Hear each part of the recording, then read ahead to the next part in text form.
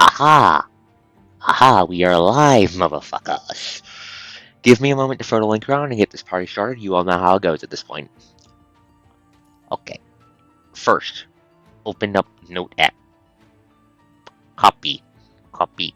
Copied. Glare at my toe. Toe, because I dropped my fucking water bottle. Alright. Things to curse out today as we play upon the Stingray Raven. Gravity. Fucking gravity.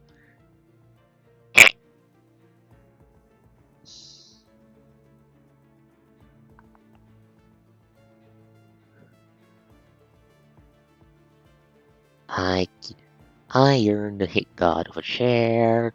God yearns to hit me with gravity. It's a fair-hate relationship. Dropkick stream announcements.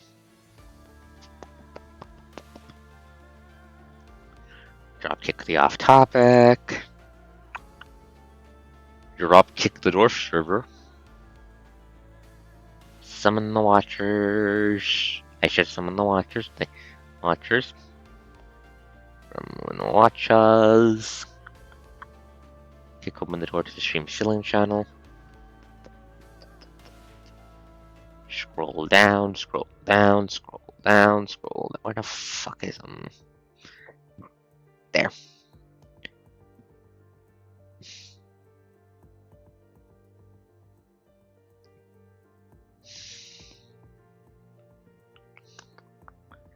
Yata, da da da.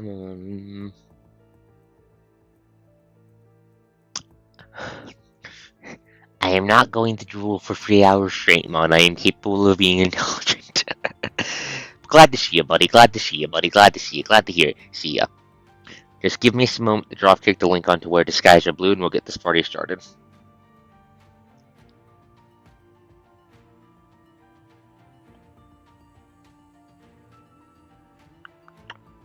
There we go. Reloady. Reposty.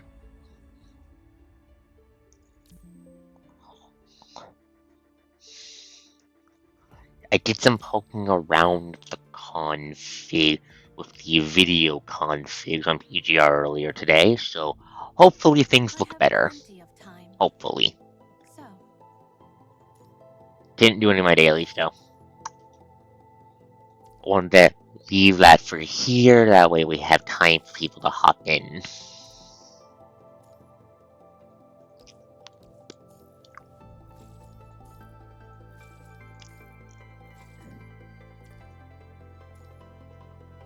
Crack if my knuckles cutely. Okay, the dog, claim all my signies.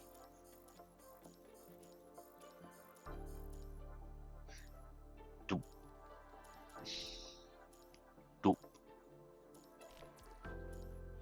This is so fucking tedious. This is so fucking... Why is there not a button to just do them all at once? Why is that not a button? Why is that not a button? Why is that not a button? Why do I have to do this by basically fucking hand? Suffering, pain, agony is...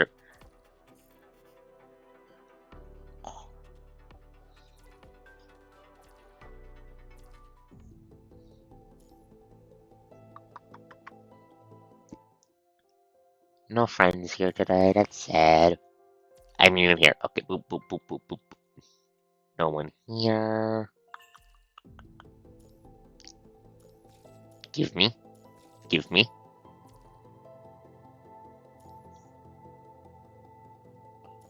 Time to hit the PPC with a big fucking stick. Actually, wait, before we hit PPC with a stick, let me do something to try and buff one of my teams for that. Where the fuck is it? Button.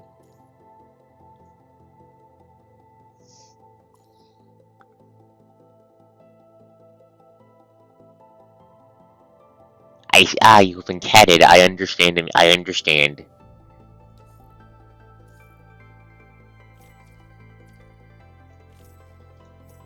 Pet the cat. When in doubt, pet the cat. Glad to see you, Dwarf. Glad to see you, Dwarf. I'm just doing some quick upgrading one of my characters before we get this started. Motherfucker. Okay. Dorm shop.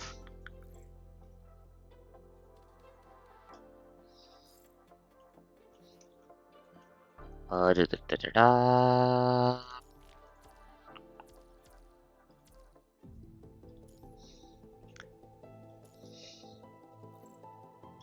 No, I don't want to do that. Oh, motherfucker, I need a goddamn.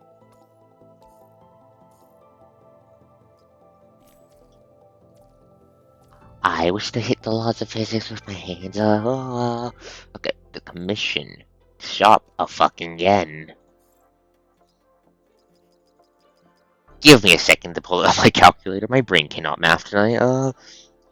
480 minus 274. What's that again? 206. Okay. Boop.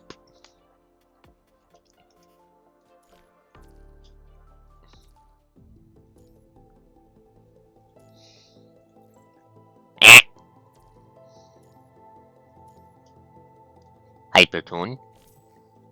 There we go.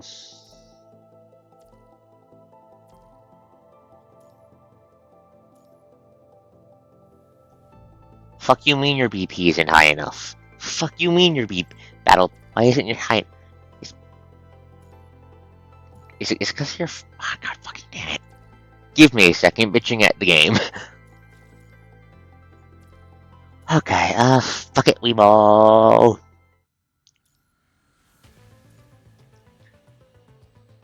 Let's hit the PPC first.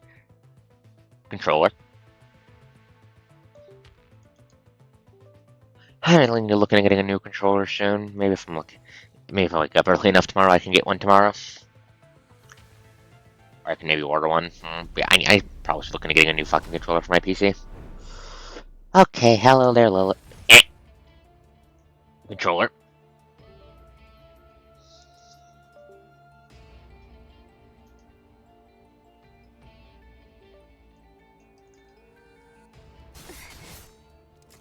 Why are you? What the fuck? Excuse me?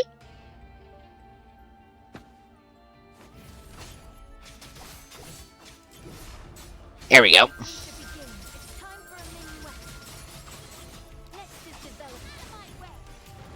There we go. Okay.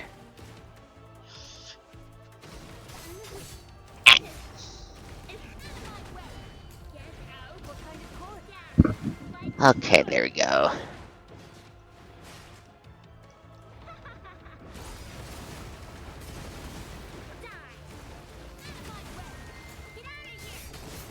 Did that in the wrong order. Fuck it, it's fine. Drown, bitch. Drown. Eat big damage from a big fishy.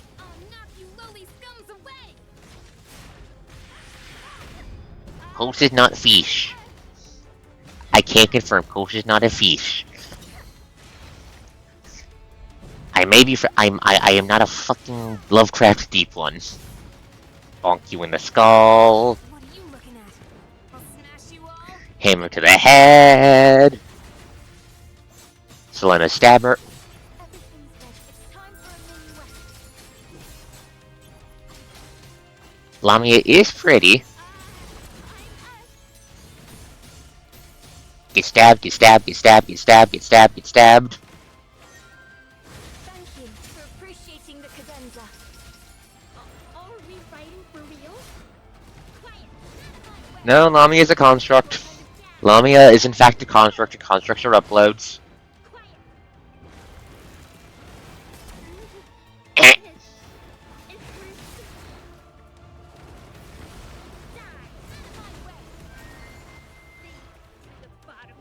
But no, Lamia is a construct, otherwise she wouldn't be able to become an Ascendant, she'd fucking die. The punishing virus would have killed her.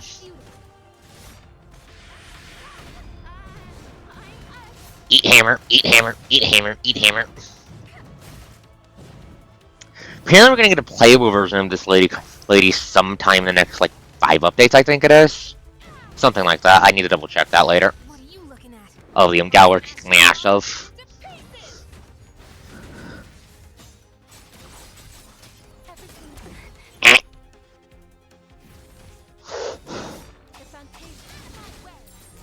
And this should kill. Nope, Fishy gets the kill. Good Fishy. Don't expect too much. But no, Lamia is not a cyborg. She's a construct like the Always had to drink water. No, Lamia is a construct, which means he's a full-on upload, not a cyborg. Cyborgs die to the punishing virus, just like normal humans. Because well, the important parts of the body, like the heart, the brain, are still organic. Yeah, smug lady with a tiny kilty hat and a parasol. Yep, her, Lilith. We're gonna get a playable version of her soon. I think she's technically. I'm not sure if she's if she's an S rank or not, but I'm pretty sure she's meant to be the replacement for Solana's Caprico frame on Dark Team. She's the next Dark Amplifier. Not sure though. She might be something else, and I might be misremembering horribly, which is entirely possible.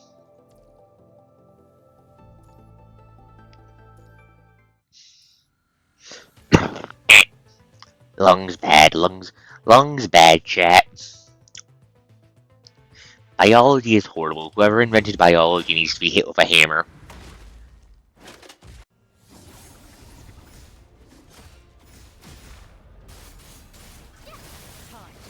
Eat this.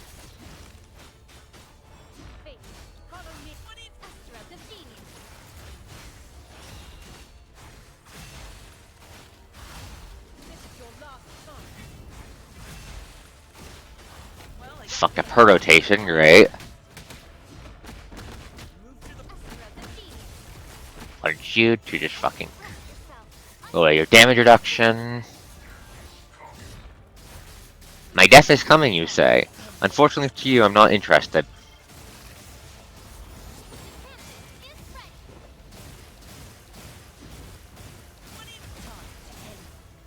Eat this.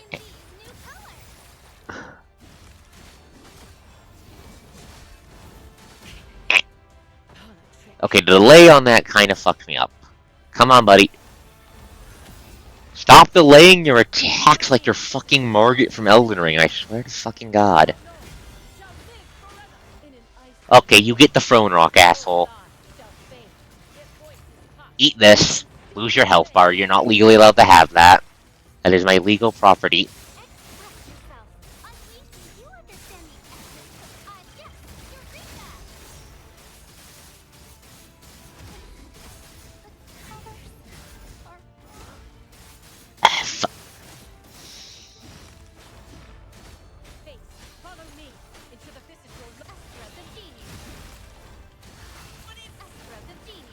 Eat this.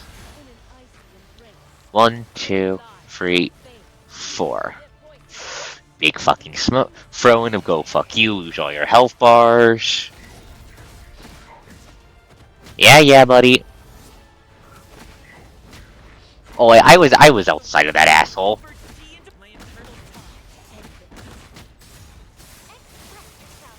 Okay, fuckboy, please die. Eat this.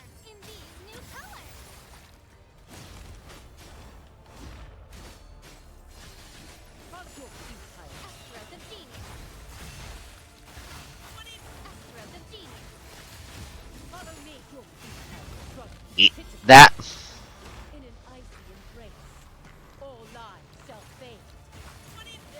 And die? Please die? Please die, the pretty lady sitting on her chair? No, you're going to be very rude and keep on surviving. Understandable.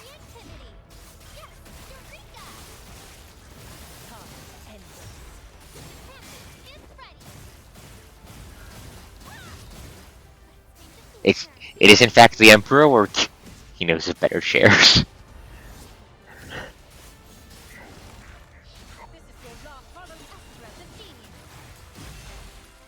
Get stabbed, asshole. I don't think he's the Emperor you're thinking. I don't think he's the 40k Emperor. I think I would have been exploded if we approached him if it was that fucker. Okay. That asshole dead. Dragon. Focus. Alpha, do the thing where you stab a guy 500 times, okay? Okay.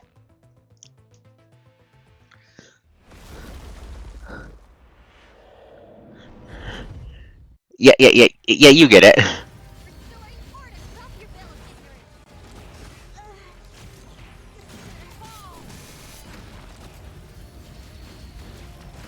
Look into my eyes. Hello, Fushen, come on. Too slow. Punch me, I dare you. Eh, I frame that, fuck you, game.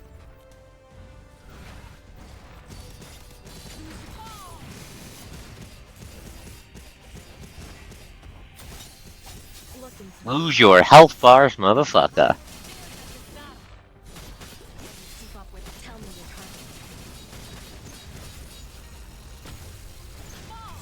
trying. And eat this.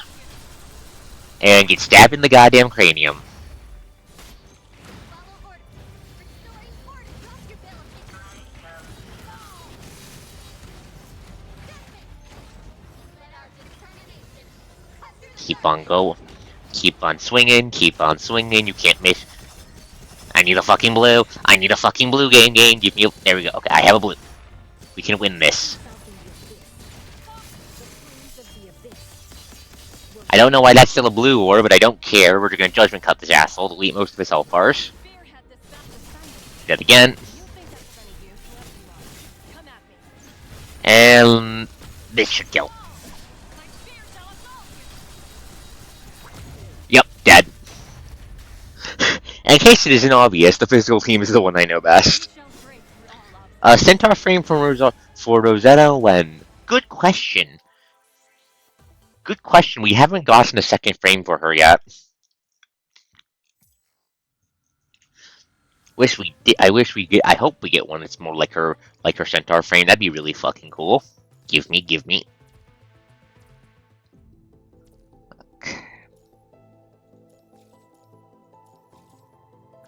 Okay, who's screaming at me in the members list? Is it Nanami? It's Nanami. If you say so, then maybe I'll remove a few more of my power limiters. You're lucky. You're lucky. You're so goddamn cute. Also cute, but I like your newer voice lines better. Let's give me a cute. Yes, it does. The signies give. Cute.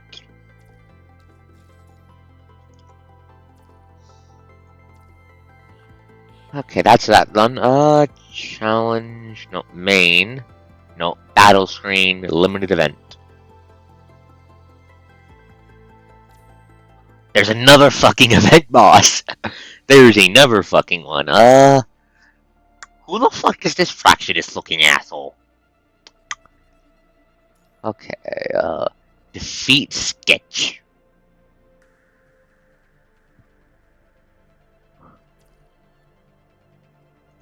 Okay, Grime, Chasm, Crux, Silence, Rain. This man looks like he belongs in a poorly considered Fallout Raider band. Yeah, I see it.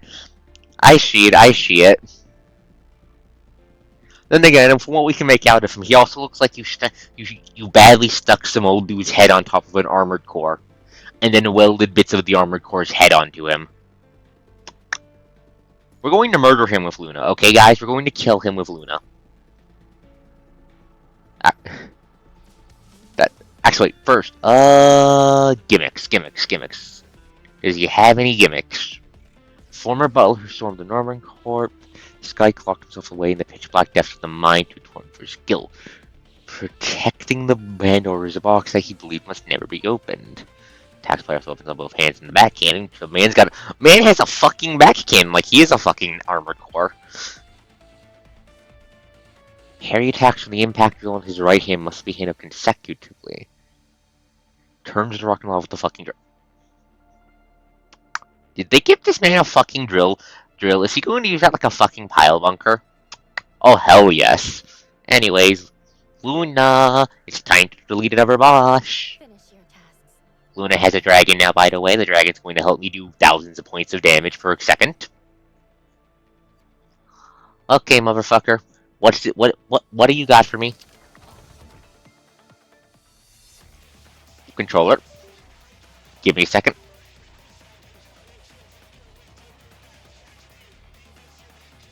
What the fuck is this music? Anyways, okay, yeah, the guy does in fact look like someone, like you stapled armored core bitch to a dude.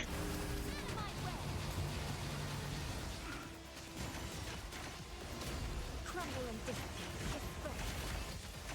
Embrace your end in truth. Eat this!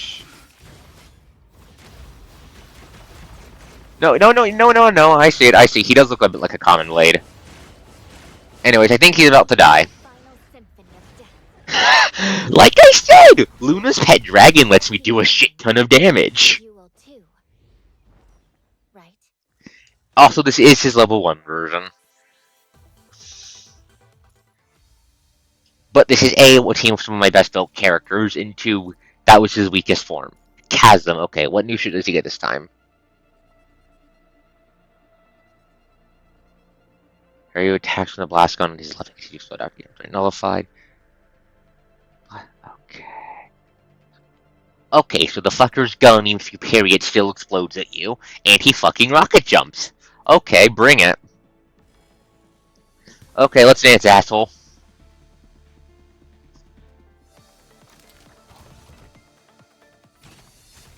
What the fuck? I can handle this. Eat this. And this. Hardship has been destroyed in the burning flames. And this asshole. Yeah, no, he can fucking quick boost now. I've been calling this guy a fucking armored core.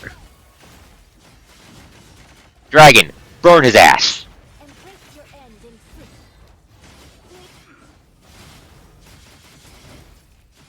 He's the final symphony of death. Let's see, will he survive this? Nope. Keep going.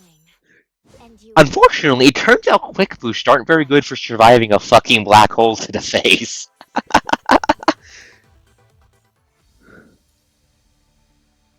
Okay, more seriously though, what the fuck is that in the background actually? What is this?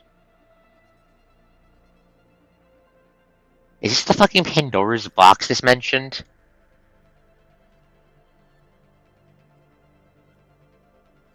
My brain is screaming Vex from Destiny very loudly when I stare at it.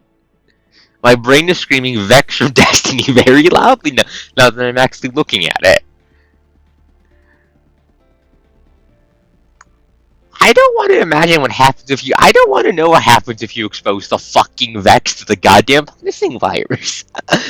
That sounds like it doesn't matter what happens, everyone else loses sort of scenario.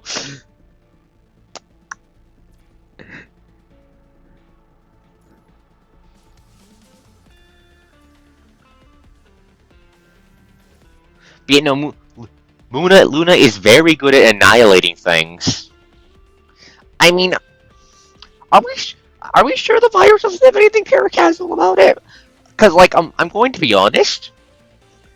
Some of the shit that the energy output bullshit that the virus can do, and the shit that lets Luna in her normal before this fucking form casually summon a railgun and go the ham on Russia, on the fucking whatever it's called Union. It might not be out in your face, paracasual, but how the virus fucking worked under the hood seems to be some form of paracasual nonsense.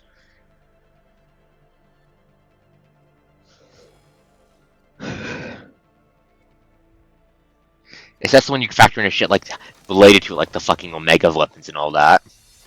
Controller.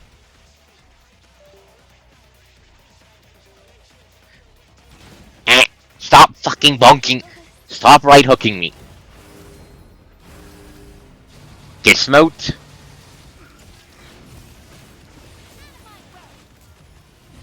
Eat this.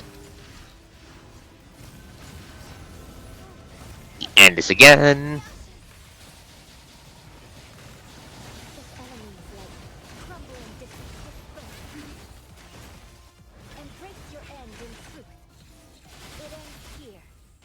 Oh, face change? Oh, face change. Hell yeah. Okay, so he's going to actually last a bit this time. Oh fuck, the floor is made of lava. Oh fuck, the floor is made of lava. Oh fuck, the floor is made of lava.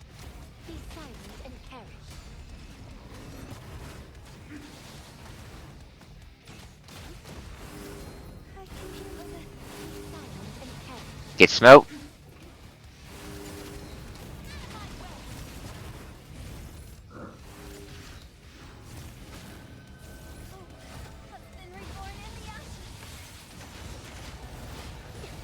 Ow! Pain!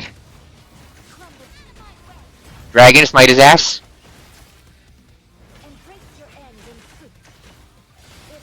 Murder him horribly. Come on. There we go.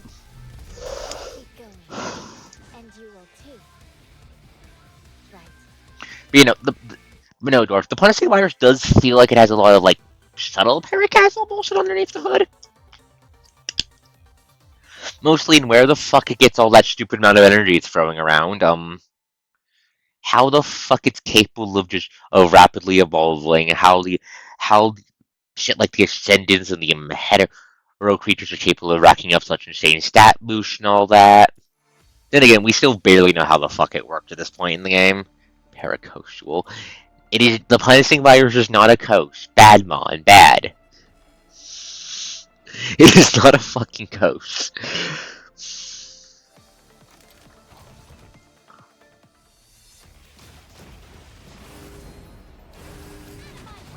It is nanomachine. Yeah. Just because it's small does not make it a coast.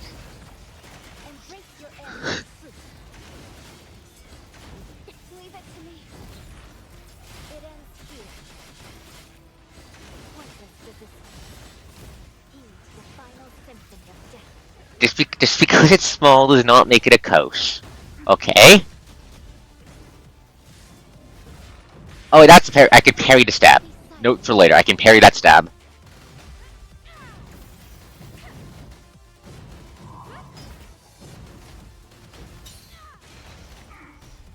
Hitting you with a hammer, hitting you with a hammer. Ah! Oh god, come here. Oh, ow, ow, ow. I just got fucking stabbed. Ow, that is rude. I'm going to bonk you again for that. Fuck you. Wait, is that a fucking... Was that fucking primal armor? Excuse me, that look like fucking primal armor?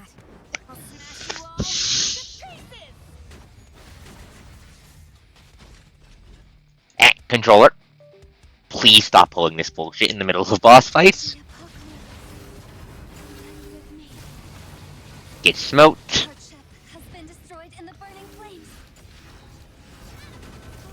Live commands you get smoked, be smoked.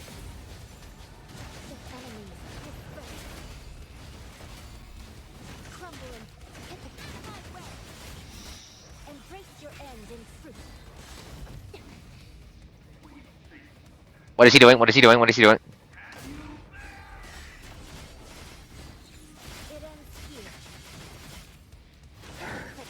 Your bullshit's not gonna work on me. I'm too fucking cute.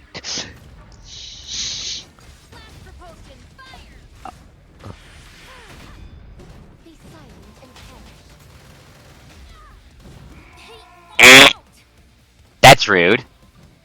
Why are you leaving fucking after images behind? Who the fuck made you fucking supersonic? Face change?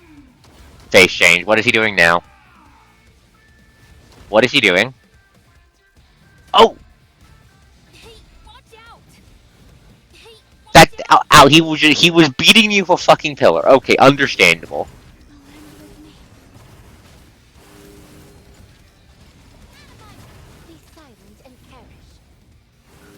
Man picked up a fucking pillar and yeah, man was pulling a fucking DDD. I did not see that coming.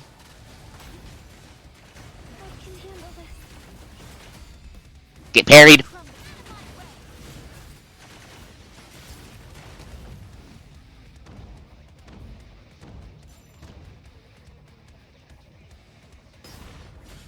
Nice try, asshole.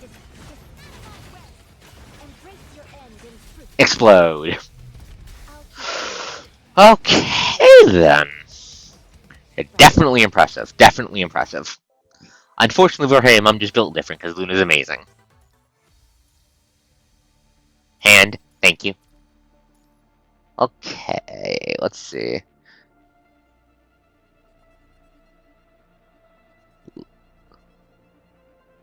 Limit removed twice. Ominous. by the power of Moon Moon. Moon Moon does 500 tons of damage because, to quote the fucking game on what her element does, "Hi Xana, I'm beating the shit out of a new event boss. We just got to the final fight of that guy." But real quick, Dwarf, Luna does a shit ton of damage because, to quote the explanation for what her fucking element does, Nihil triggers the immediate collapse of matter in the target area based on interference on essential information of them to deal fundamental damage to the enemy. AKA pokes them in the face and their matter goes bye-bye.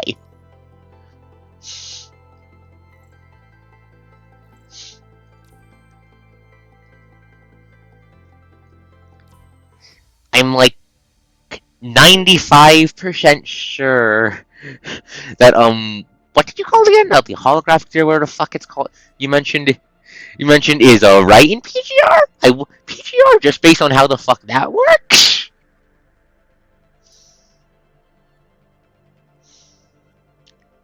That's my best theory. We haven't got to the point where that element is where the yeah, can I?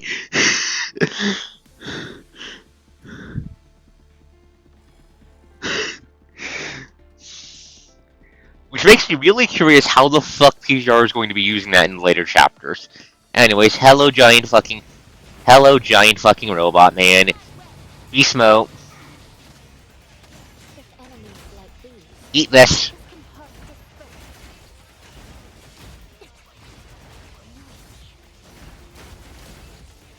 Get back here. I'm not done killing you yet.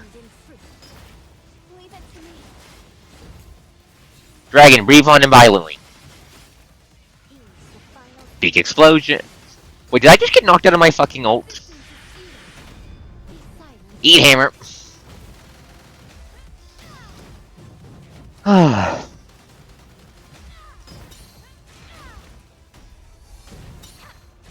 Do the slide again.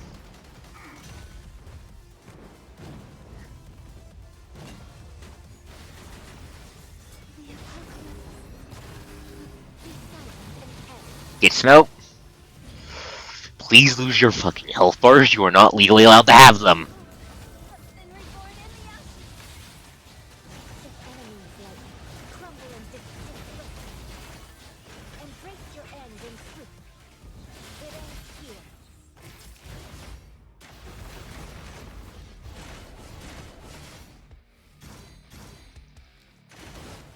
Eat this. Eat the black hole to the face.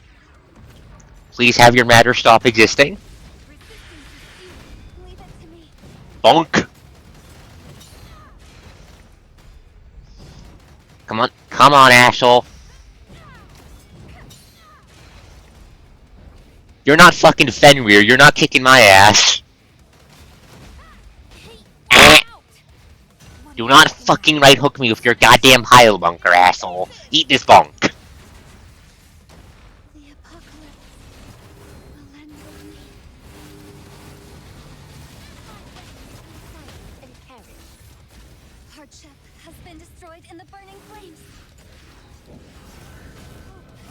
Mon, his original color. Mon, red was his original color scheme. His super mode is black.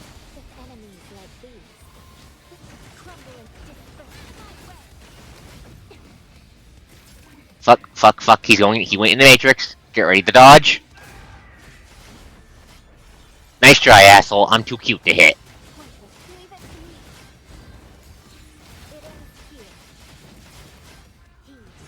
Come on. Die.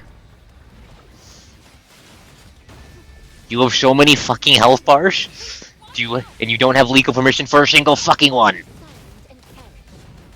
Oh shit, my shield is gone. That's not good. Please bonk this man like 500 times in a second, Karana.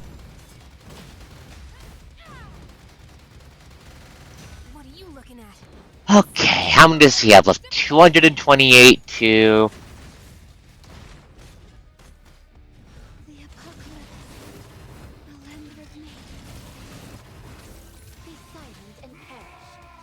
Okay, is he grabbing the big fucking rock now?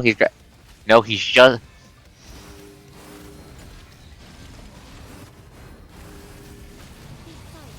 Get smoked. Okay, now he's grabbing the big fucking rocks. Okay, asshole, let's do this.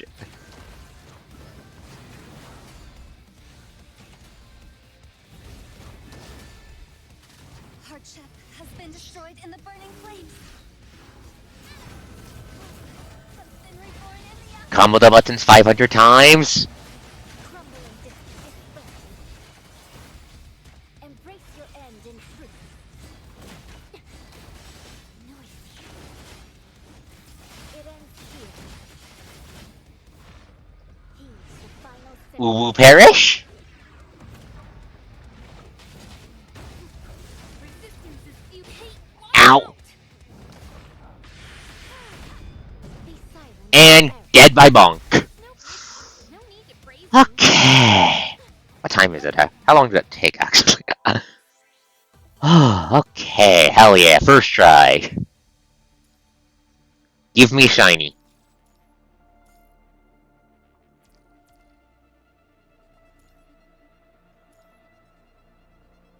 Okay.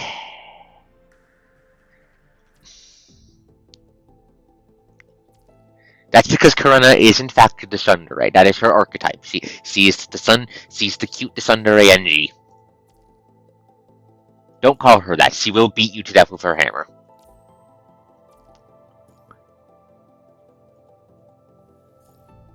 Shiny.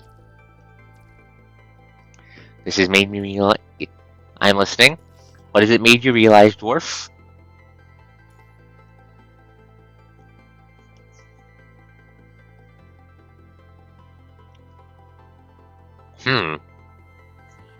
That is a good question. I think the answer to that question is both dwarf. Okay, so that's the event boss done. Oh, we're in fate, right? Yep. Okay. Okay, so we cleared a new divide last time, which means we have 2 things to go to. We can either go into a ruin across the ruined sea, or into the extra. No, that's not the extra story. It's the event record. No, floating record. And then we could hit, or we could try Cinder Burns out, but okay. So I'm going to be real with you guys. How do I put this? I have heard that Cinder Burns is the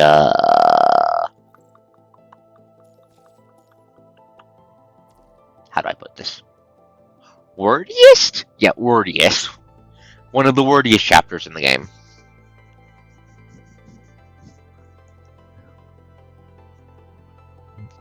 And it's pretty. And also, how do I put? And also, give me a second. I'm mentally jogging my memory. And that Cinder's Burns is a yes in this game. You can see why I'm immediately bringing that up. It's also the most flat out philosophical, if I remember correctly, or at least one of them according to what I've read online as I was doing my research. In other words, this motherfucker could last a fucking while.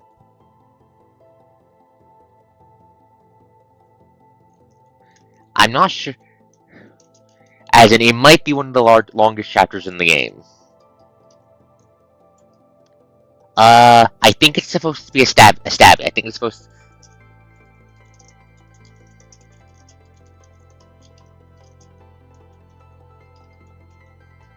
No, I don't think it's supposed to be a shittier rifle blade. Let me pull them up in the gotcha. Let me rotate you. Let me rotate. There we go. No, it's a sword. It is a sword. Meant to be held in a fucking... Like, he holds in a fucking reverse grip like he's fucking Ventus.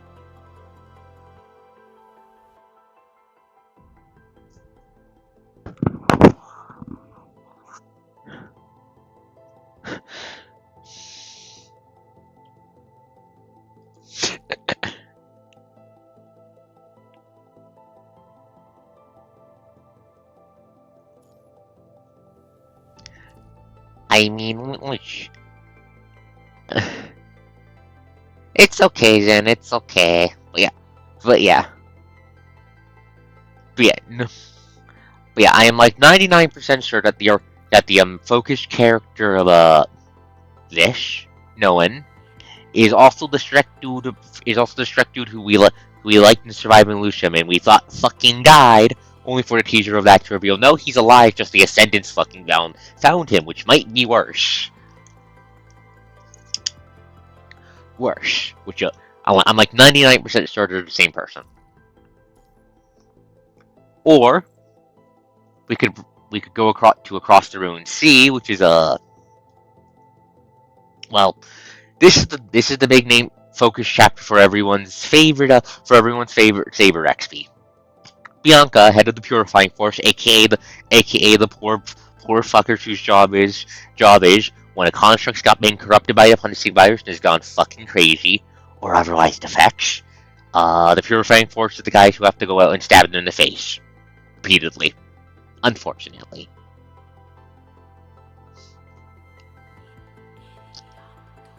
And then after that is Spiral of Kronos, which is how do I put this?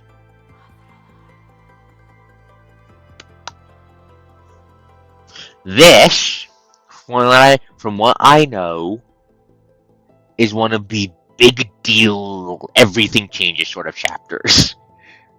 That is a fucking, it is a holographic Sauron fucking tower. Look at how everything's going to fucking pixels around it. I'm not sure if that's supposed to be an eye or just high amounts of punishing going glowy. Unfortunately, missiles.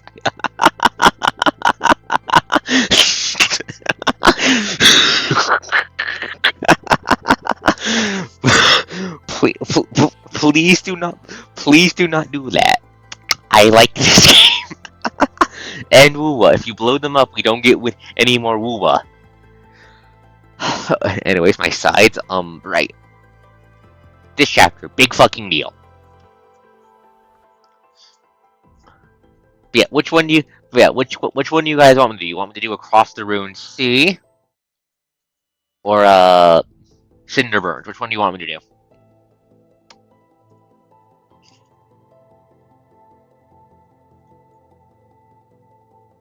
Are you referring to the giant? One sec, I have. Thank you, Almighty Dwarf. Thank you, Almighty Dwarf. Hopefully this time, unlike the last time, unlike the time the coach decided to just try words, words. Hopefully, unlike the last time the coach herself tried to decide something via coins flips, he doesn't flip the coin. Okay, you didn't flip the coin to oblivion. Good. Okay, says Across the Ruin Sea. Okay. Scarlet Revelation. Well, that's fucking ominous.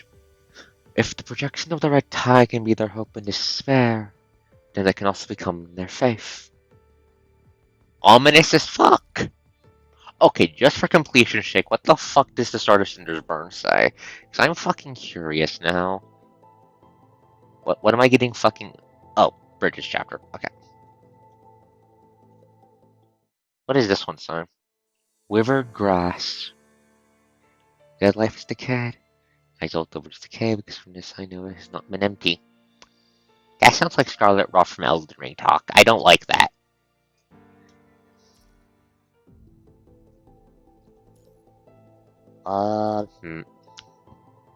Give me a second. Give me a second processing cute facts. Okay, yeah, let's do Across the Ruin Sea. If the guy pops up, if something related to the guy pops up, we'll just go swap to a Cindered Burn then. What? Actually, like, doesn't Grey Ravens have a... Give me a second.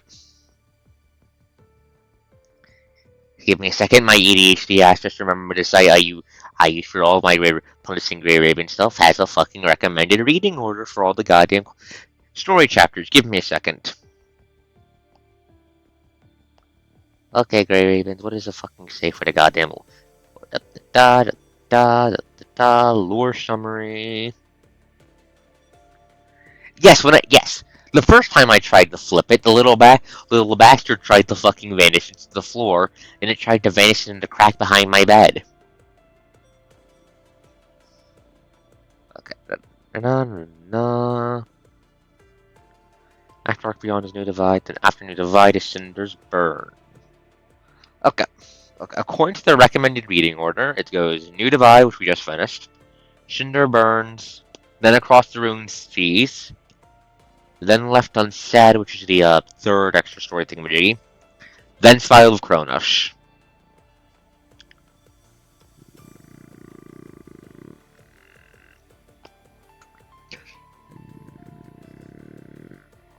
Okay, we're going to stick. Okay, I am dreadfully curious. We're going to stick our toes in the Cinder's Burn just so we can see how wordy it is. I preemptively apologize for any suffering I may incur as a result of this. How many missions is that? Three times. Eight combat missions. Okay. ER02, Stas 1, Withered Grass.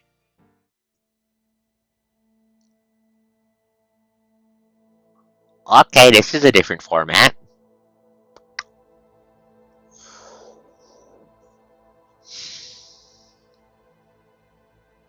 Wait, this is animated. That's new. The bits like this in Surviving Illusion were not animated, huh? Huh? No, we didn't have any like this in them. Okay then. Okay. Okay. When I am silent, I feel replete. As I open my mouth to speak, I am conscious of emptiness. The past life has died. I exult over its death, because from this I know that it once existed. The dead life has decayed. I exult over its decay, because from this I know that it's not been empty.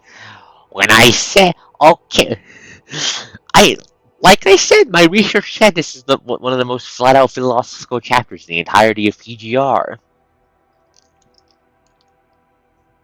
And Lucia's entire arc in the early game was all about her fucking identity crisis. Crisis because of Alpha existing. Of course you fucking fair.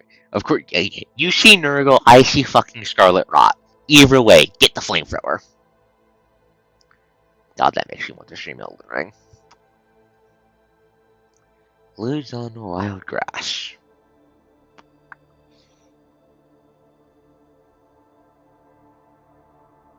That's a new formatting. Grass rots begins when it ends. I remember my own death. I was given my many when I was alive. I gave the future my all. I loved them, and I was loved by them, too. I will be reborn as something else and come back to them, like wild grass. I should be happy, yet happy is the last thing I'm feeling at this moment. The fact this is animated is still tripping me up. Why is it that I feel like I'm missing a big part of my memory? Wait. Why am I dead now? They seem to have thrown me off Aslam when I made the wrong choice. Ooh, he does not look good. That's intense. I know he just burned to death. Oh, he does not look in good shape. Like those glasses, no mine around her and cuter. They seem to have thrown me off Aslam when I made the wrong choice. Well, we know this is definitely not during this. Whatever this is happening is this bit at least is not during Surviving Lusum. That's his blood, not red tide, and it wasn't fucking snowing when the train exploded. Also, this isn't what happens. This probably isn't Surviving Lusum. I don't remember anything else though. All I know is that it's getting dark now. It's so cold. It hurts. Boy, it looks like Joker. Ah! God damn it, now that you said it, I can't unsee it. It hurts. Who am I? Countless names pop by and flash by in his head, except he's unable to make sense of them, being torn apart and feeling nauseous from tormenting phantom pains. Is this a dream?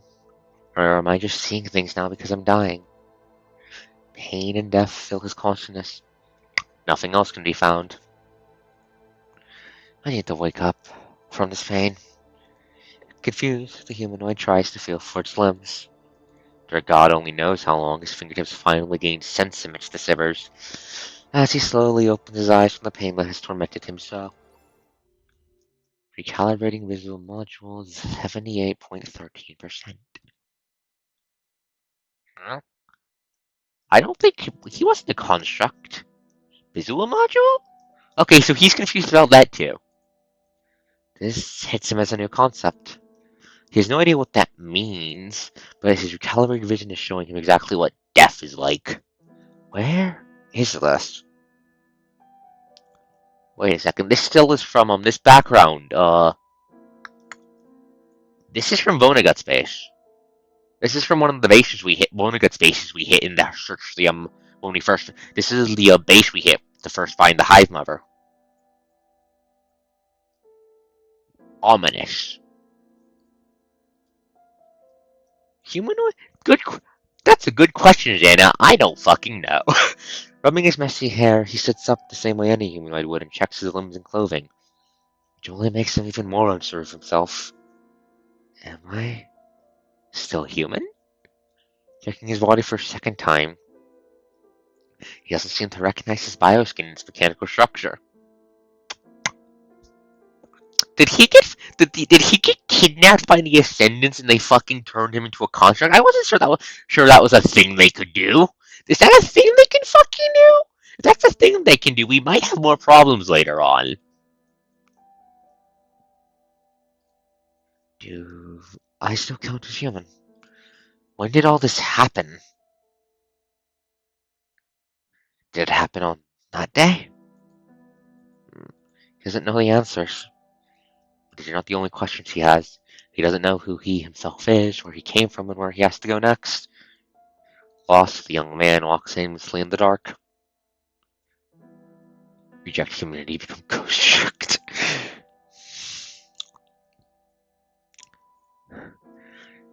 Construct is not a word. Anyways, I mean, Vonnegut has to earn his big bad slot somehow. Turns out he decided unleashing the fucking heterohumans and all that bullshit wasn't enough. So now he's kidnapping people and turning them into constructs, probably some sort of evil plan to make more ascendants. And then probably feed them to the Red Tide. After what seems like forever throughout the zigzagging paths in the underground tunnel, he's finally out and sees a city. Besides the entrance is a pile of stones with a clear sling bag in it, besides which lies two swords of different shapes. They seem like murder weapons the killer didn't have time to properly dispose of. Picking up the bag, he sees the blueprint in it with the words, Revblade, in a blood-soaked notebook. Can't really open this notebook now when it's like this. Putting the items away, he gives the seemingly empty sling bag a few shakes and sees a pair of glasses falling out of a side pocket. A pair of glasses seem familiar to him. Not knowing exactly why, he picks it up and walks up to a puddle of water beside it. He can see himself looking back at himself from the water. Then he puts the pair of glasses on his face, as if he knew exactly that's what he was supposed to do with them. He's a driver. He does have that. When we look at his character design in the gacha, it did have that sort of vibe to him, which is funny when you were comparing the fucking previous, when you were comparing the event boss to a fucking common blade. The boy head pat him, ruffle his hair, punch his glasses. It isn't until this moment he finally senses something familiar in himself. Actually, everything in his sling bag seems more familiar to him than his body. Who left the bag here? Where should he go? He paces around as his brain kicks into gear. At sunset, he hears rhythmed footsteps coming from the distance. Oh? Hey, there's someone over there! Who are you? Don't worry. We're Babylonia's task force. We're on a rescue mission. Oh, hey, Mooks. Our Mooks. Hello, friendly Mooks. Please don't die. Let's see how quickly... Chat, start making bets on how quickly they're going to die horribly. You can go to the conservation area with us if you have nowhere to go back to. Just lightly punched him to push him up on his nose so they don't fall off. I don't think punch is the right word, but it's the word my brain went with at that moment. But look, this guy's a construct. A construct? What's your team? I was wondering about the same thing, actually. Say, why don't you tell me what a construct is first? Poor son of a bitch has no idea what the fuck is going on. Terrible state to be in. Huh? Understandable reaction.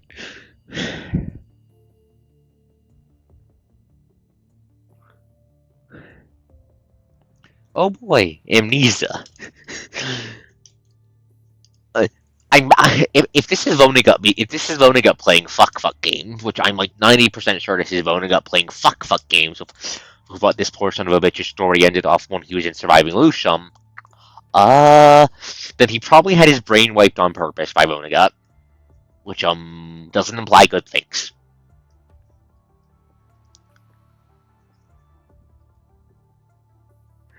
The man and the team learned about each other through a brief exchange. LOL. Oh, good. The coast is beaten up yet another event, boss. He died horribly to Luna doing Luna things at him at Mach 5. It was very funny. We beat up a shitty. We beat up what looked like like you stapled a bunch of Armored Core parts to an old guy. The old guy lost. I blew up his matter. It is gone now.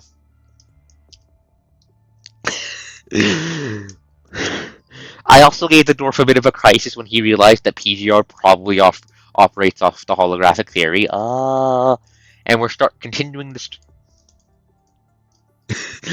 And we're continuing the storyline with what the fuck is this bit called? I can't remember what the fuck the proper term for this bit is called. One of the side stories, Cinder's Burns, which picks up on what the fuck happened to a side character that was actually pretty damn nice in Surviving Lucium. The guy who was on the train when it fucking exploded and then got found by Vonnegut in his gaggle band of fucking out descendants. To be differentiated from Luna in her gaggle of probably a polycule of ascendants. Let's be real.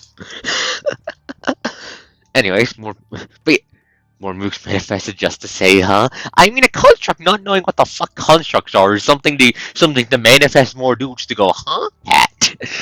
Anyways, our poor son of a bitch has amnesia. A really bad case of it. I'm like 90% sure someone fucked up his brain.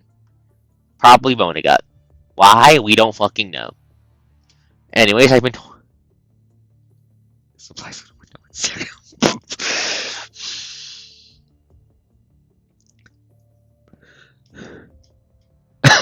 Alpha, I think we're gonna raise the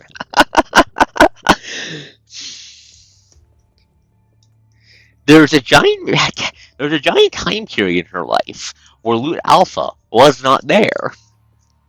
And Luna was just wandering, and her gaggle band of ascendants, plus the motherfucker known as Gabriel, were wandering around the Earth causing problems. All they had to do was just find a fucking internet port or something.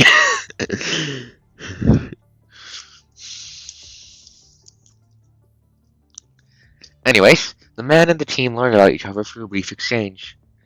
This memory loss you're experiencing is probably caused by a deviation of the mind. We've seen quite a few constructs like you these days.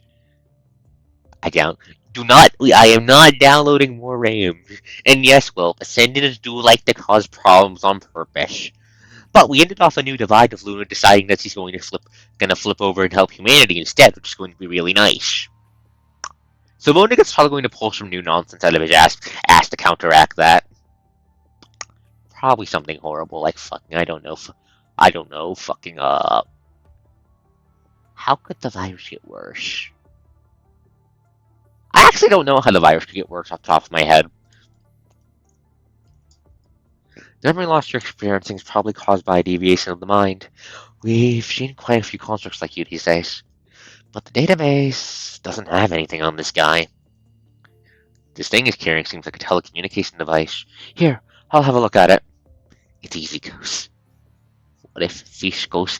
The coast is not Lamia. That would be bad. That would be bad. That would be bad. It would also be bad if the red tide, turned into a fucking decided it wants to do some stop ignoring gravity. That would also be bad. Or if it just started spamming kaiju, that'd also be bad. The thing he's carrying seems like a telecommunication device. Here, I'll have a look at it.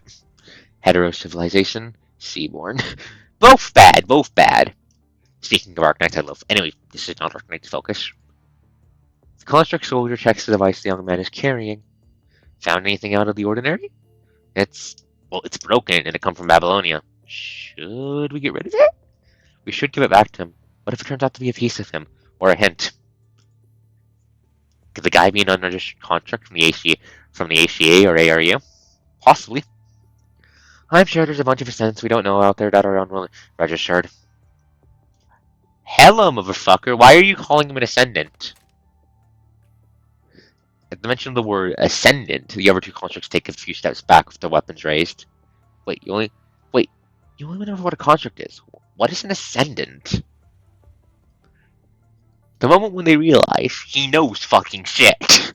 Hesitating for a moment, the free fill him in on what an ascendant is. They're the reason we're living through this mess now. In other words, they're the bad guys? Exactly. They're responsible for the red tide and defecting constructs. I see. He nods earnestly. Boy, he really knows nothing. Should we try looking at something else, like his virus concentration?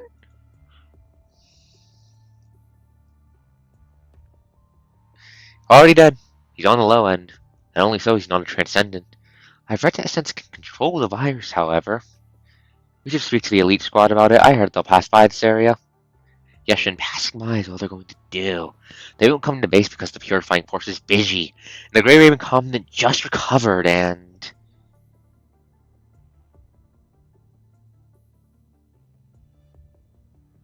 Yeah, I do like the... Yeah, I do like that too. I do like that too. In a normal game like this, they probably would have just shot him already. Because with the virus concentration and concentration thing they mentioned, and the whole mention of ascendance, I'm pretty sure our buddy no one is technically is either plugged into the network or is in the middle of filtering, which definitely points to Vonnegut bullshit. But you can see the moment their brains crashed. The construct the other two constructs refer to as their captain stops mid-sentence. Looking hard at the young man, he decides to give him the benefit of the doubt. Come back to our base with us. We'll run checkups on you after that. Wait. We'll deal with any anomalies later when we come across any, but I just don't want to let doubt get in the way of saving people. Captain is right.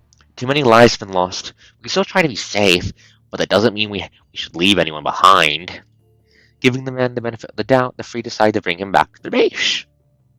Oh, that's nice. I feel like we would have heard of an ascendant coming back to base and being friendly like this. So that means these guys are probably going to die horribly. Thank you.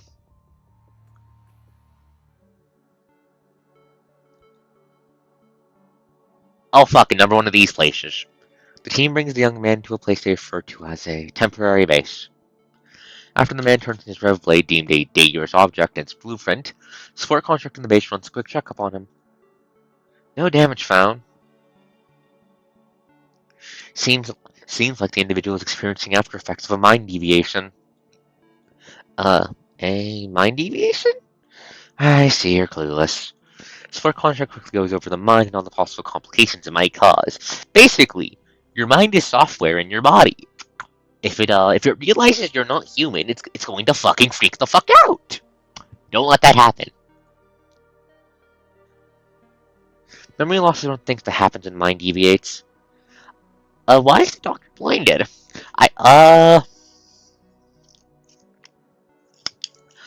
can answer that question. Near reference.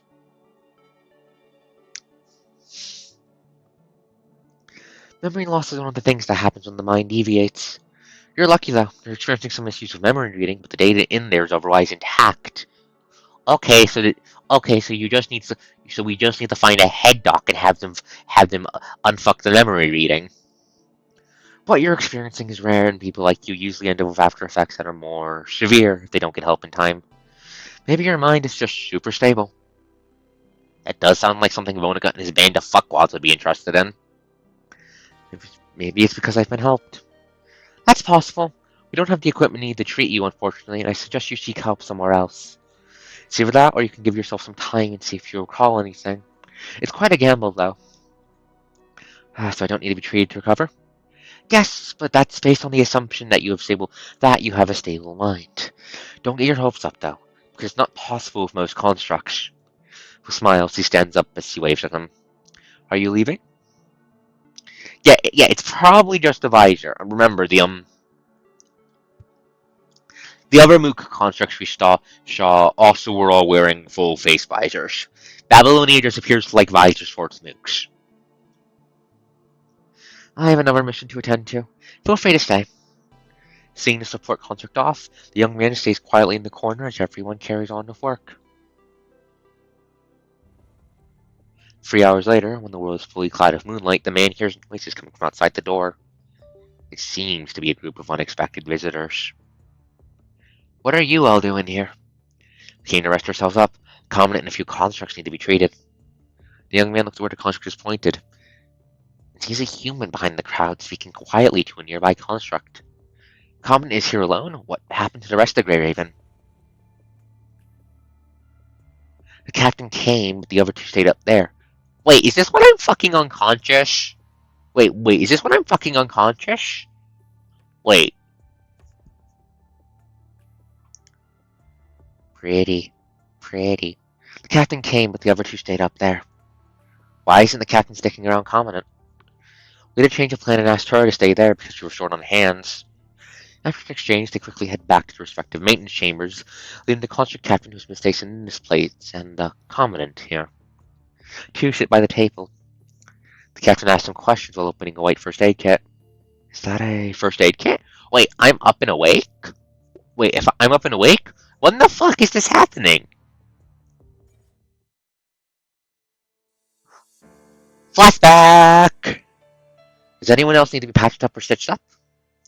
The young man is suddenly awash with old memories. Was I a doctor? Looks at the frowning human in the white first aid kit in the distance, tries to piece together his newfound shards of memory. Phew! Second volume of Surgical Science 21st edition. Took me a while to find it. His finger twitches at the touch of the non-existent book. I'll probably remember more things if I touch the box, the young man thinks to himself as he musters up his courage to offer his help. Excuse me, but I can patch you up? Pardon me? I think now I remember about this. Can I do this for you? How did that suddenly cross your mind, though? Well, just because we brought you back here doesn't mean you have our complete trust. It's nothing personal. We have no idea who you are, so we can't let you lay a finger on an injured human. Not to mention one who's the commandant of an elite squad. Right when the contract captain is about to push the young man away, you... Hello, it's me, the coach who does the most. You, the person he just referred to as the commandant of an elite squad, stops him. Don't worry. Let him try. You can't assume someone is guilty until you have evidence saying so. Weighing his options, the construct captain stands up as he looks at the commandant. I have my eye on you, son. Please, have a seat. Hello. Hi, Grey Raven Commandant. Hello, my name's Arcos. What's your name? I don't remember. Oof. Wait for him to speak again. If it's okay with you, feel free to call me Young Man A or whatever comes to your mind. I remember seeing you somewhere before. Really? But you seem a little different from what I remember. What does the person you remember seeing look like? Was he someone that everyone else had to try to be careful around? It is fun. I have the biggest fucking smile on my face. I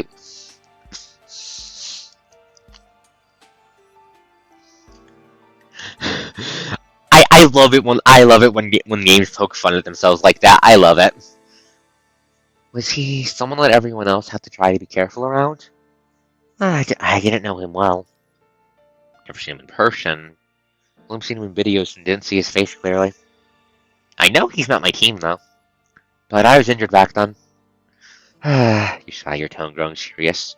He might be a goner now. What else do you remember? Well, when I saw the first aid kit, it reminded me of a book on surgery that I had read before, and of when I lent the base doctor a hand. Yeah, well, it's a sign that data in your mind's pretty much intact. If you're seeing things you're familiar with, call a piece of your mind wrong, or just bad. If seeing things you're familiar with calls pieces of memories to your mind.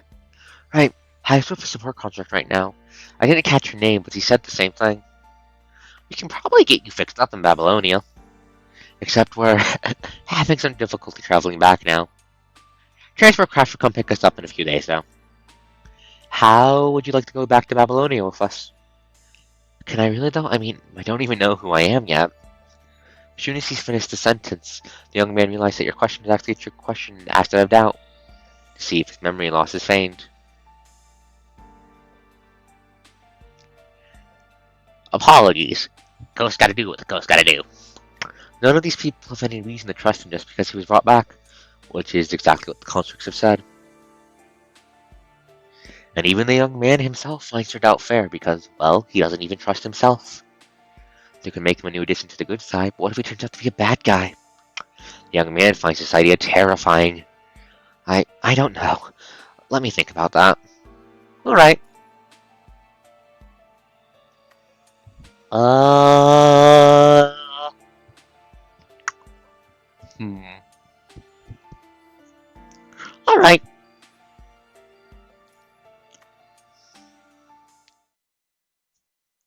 The two say no more. The young man finishes patching you up and returns to his corner. The base is a lot quieter after dark. Most people are asleep now, except for a much too energetic girl and an old man having a heated exchange in the corner. They leave messages on paper for everyone to see. You can't just write down whatever you want on it. They don't need it anymore. They're not writing down random things. I don't care what you're writing, but the piece of paper is theirs and you just can't take it. People here have no terminals. They need these papers to stay up to date on what everyone else is doing. Look, daughter, I just don't want you to get into trouble. Give it back to them already. Seeing them brings up a tinge of sadness in the young man. Did I once have a family like this too? Arguing no more, the girl walks up to the counter just now with the paper all crumpled up in her hand, all the while sobbing.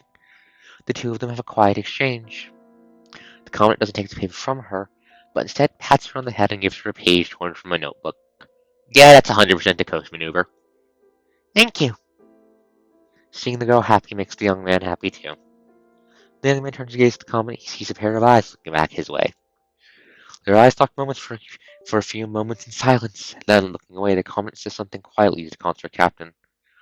Are they talking about a mission, or are they still being suspicious about me? The young man hides his smile away embarrassingly. Can I really stay here? The distance between him and the rest of the base feels like a cage, one from which he can neither escape nor to which people can go. That confines him into the corner. Would I know where I'm supposed to go? If I remember things. Deep in thought, the young man hears footsteps coming from the distance. It's the Commandant. Yes? The Commandant lowers down with a smile, hands over a pen and a notebook page. Why are you giving me these? Eh? I'm giving you these because I saw the big smile on your face. Big smile, huh? Afterwards, the young man sees something now that can show himself his facial expressions. Was it really obvious? Not really. Not really. I just picked up a good eye for things for all the shit I've been through. Anyhow, your mind will probably deviate again as you go, which means you'll probably experience memory loss again and again. So I thought I'd give you this pen and paper to jot down anything you remember right away. I'm more than happy to help. Thank you so much. Caught off guard by the commander's kind gesture, the young man quickly stands up to receive the pen and paper with both hands. Of course, and I want to thank you for patching me back up. I hope you regain your memory in no time. The young man was going to ask more questions when he realized the comment has left for someone else as they spoke, leaving him all alone. These heroes run worn-out soldiers, vagabonds, and refugees every single day on the battlefield. To them, the young man is but one of many encounters they've had. With all that's on their plates, they simply can't afford luxury of time to learn about him on a deeper level. The young man, however, any chance missed puts him one step closer to an abyss from which there is no escape. An abyss, you say? That was just one fucking chapter. Chat, I'm just going to emphasize. I just dropped a fucking cough drop word there. That was just one fucking chapter.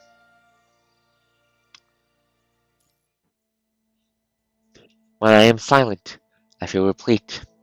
Wait, am I on the right one? Past life has died. Wait. Okay, I did click on the wrong one. Okay. Timer 115. I mean, I did do a bunch of other stuff before this, my dailies and such, but yeah. This is going to be a long one. This one might take me like till like the end of March, maybe. Who the fuck knows? With the color of the night grown heavy, the base scenes as the Tabmans finishing work and readying themselves for bedtime one after another. Taking advantage of the quiet hours, the young man tiptoes his way to a table and sits down. He sees a piece of paper left by the girl that carries her soft written words. Did I used to do this too?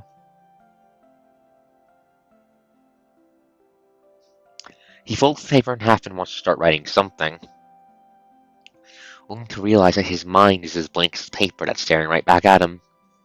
The common sense to write down whatever pops up in my mind. What can I even remember, though? Closing his eyes, the young man delves into his memory. That's when he begins to feel it.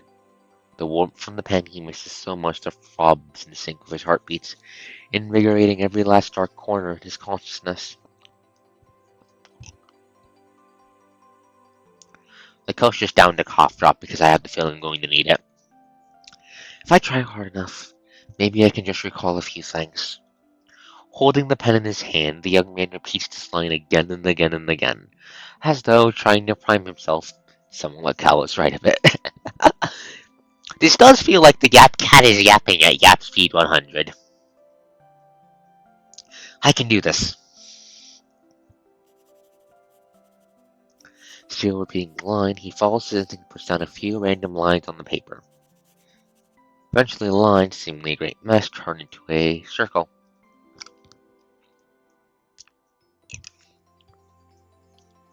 Then, coupled with the other drawings of irregular shapes, the circle transforms into a teenage young man sitting on a low chair.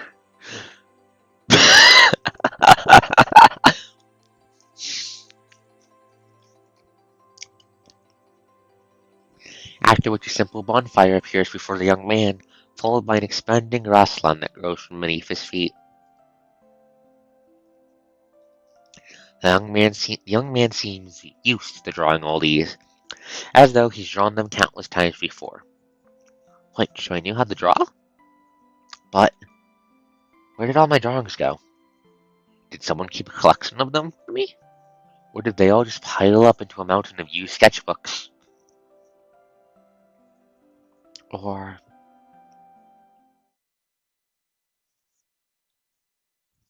I don't remember what happened to them now. Oh my god, he's so small. Small. Head pat, head pat, head pat. Mom, those are my drawings. Ever since the young man was still a kid, only one thing ever happened to his works of art. Right. They'd be torn to pieces and would be used to keep fires burning or just discarded. You have 3 seconds to give me the rest of your drawings before I break your pencils too.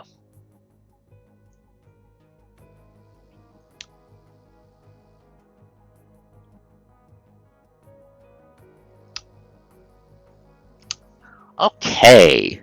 With those words, I immediately hate her. I want to have a Karena thrown directly at her, hammer first.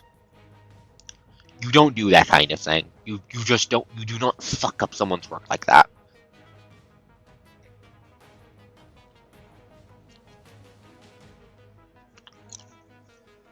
No, you can't do that. One, I already have all the vocabulary words memorized from yesterday, and I finished all the chores. Two, I had to hold my t-shirt fixed too. Why are you doing this? Three, please, Mom, just something I do for a bit before I go to bed. And with it, the begging turns into sounds of snapped pencils, slaps, and screams.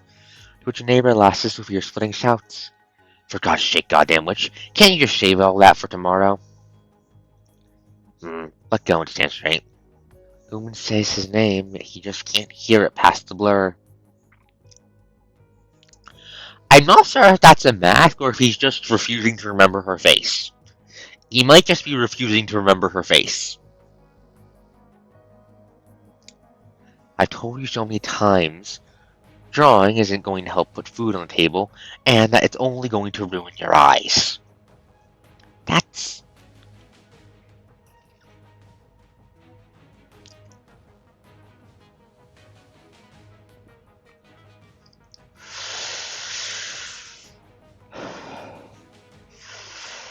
Give me a moment, I'm suppressing my anger.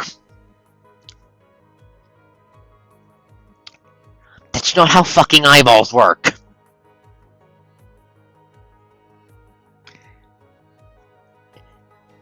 And you can fucking sell art too, you fucking...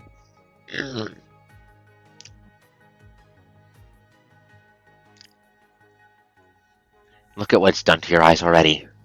It cost me 1 year's worth of my savings to buy you these glasses. You know what that means exactly? Of fucking course you're blaming the thing he does to make himself feel better for needing glasses, when there's 1,001 other things that far more likely are responsible for that in the first place. Like, I don't know, the fact you live in a post-apocalyptic fucking wasteland, which can fuck up being born in all sorts of ways, or could just damage the eyes from other shit in the atmosphere.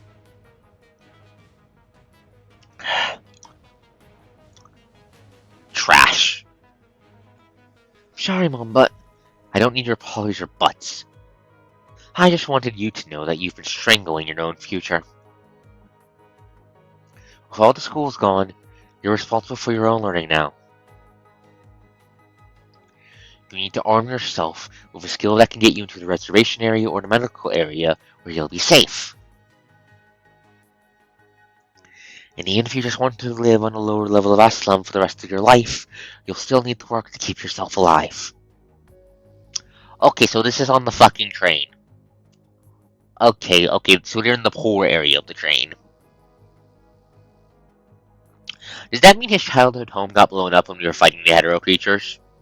Oof. Or maybe not. Clean up the mess here. Aunt Rachel will be here tomorrow, and you do well to go out there with her and get a real taste of the world. See for yourself all those people that are dying from the virus, and you'll see why I want you to live close to a CPF. I don't want to work at Cargo, though. What do you want to do, though? Then, just going to keep drawing, or are you going to keep fighting the dudes from Carriage or the security guards from above? How did you find out about all that? The boy lowers his head, his face heavy with emotions. Oh, I know everything. You would have been a goner if it weren't for Rachel. But I wrote them only because they badmouthed you. Those words are stuck at the tips of his tongues. Name? Calling the young boy's name, he lets out a few coughs. You're 9 already, and I can't be around you forever. We're living through a very chaotic time, and you'll need to learn to live on your own. Bravery is good, but you should be stupid to throw your life away over some petty conflict. You need to go with Rachel to have a real taste of the world out there. That's when you'll learn your place in this world. The boy looks at his mother with those bleeding eyes of his, hoping she spare him the suffering of work. Their eyes are locked for what seemed like an eternity. Seeing that nothing is going to change his mother's mind, the boy finally gives in. Fine then. Oh, so it is a mask, okay. As far as he can remember of his mother, he has never seen her without the mask. She never ate or washed her face in front of her son. He's barely ever slept with the boy around. Every time he got curious and snuck into his mother's workspace, he'd always get a piece of his mother's mind. From what he heard from the workers, a riot is what caused his mother to start wearing the mask on his father's death. The well-planned riot is the very reason the family is now stuck on the lower level of Aslam. His mother had to pull strings to get herself a job, the one that's barely keeping them both alive now. He has no idea what his mother does for work exactly, only that everyone dislikes her work as much as her mask. Cop. Probably a cop, then.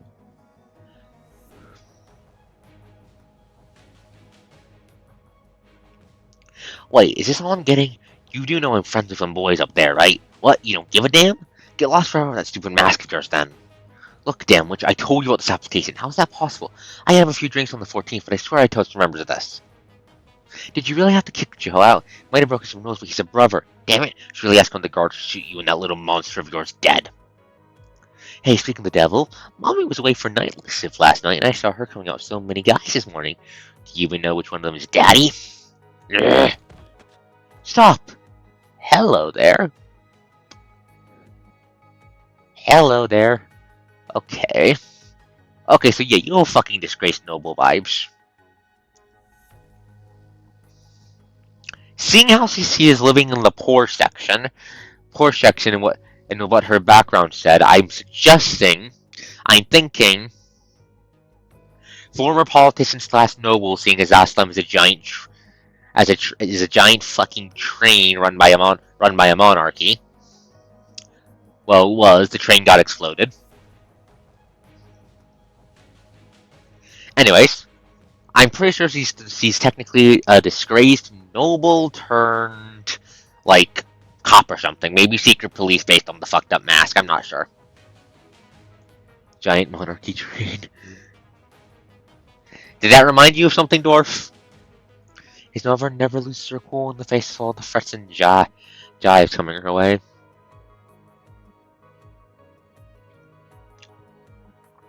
No, the virus hasn't pulled that trick out yet. When it comes to the closest it's gotten to actually mimicking the human body is the hetero twins, and even those weren't subtle. That'd be like some sort of fucked up stealth evolution of the hetero twins, which would actually be really horrible. I hope we don't have to deal with that.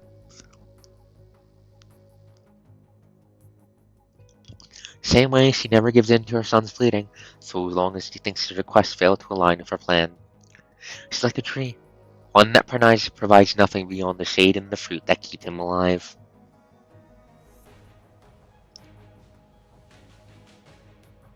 There is, however, one single person who managed to stay on friendly terms with his mother. That person is none other than Rachel, the head of the lower level's cargo crew. Rachel is friends with everyone, and there's not a single person living on the lower level that doesn't respect her. I mean, if she's in charge of cargo, that explains why. So, Julie sent you down here because of what happened yesterday, I gather? So you don't like that I told your mom about what happened? No, not exactly. Oh, did none of that make any sense to her and she just decided to go hard on you? Aunt Rachel? Do you really have any idea how crazy the whole situation is? You can fight the kids from Carriage H all you want, because I know they got nothing on you when it comes to running. But you just can't afford to mess with those guards from up there. They've got guns. We all know that those guns aren't meant for anything but to keep us safe. As long as Aslam is theirs, they own all of us here and can kill you whenever they want to. At the cost of some cheap compensation to your mom. I'm sorry. That's fine. I'm sure you learned your lesson. I didn't come to blame you. See, I was just worried. Okay. And I've given those kids from Carriage Age a piece of my mind for you. Really? Why would I lie? I know very well what they're saying behind your back, and I really should have dealt with it sooner. It's not your fault. Okay, he nods earnestly. But hey.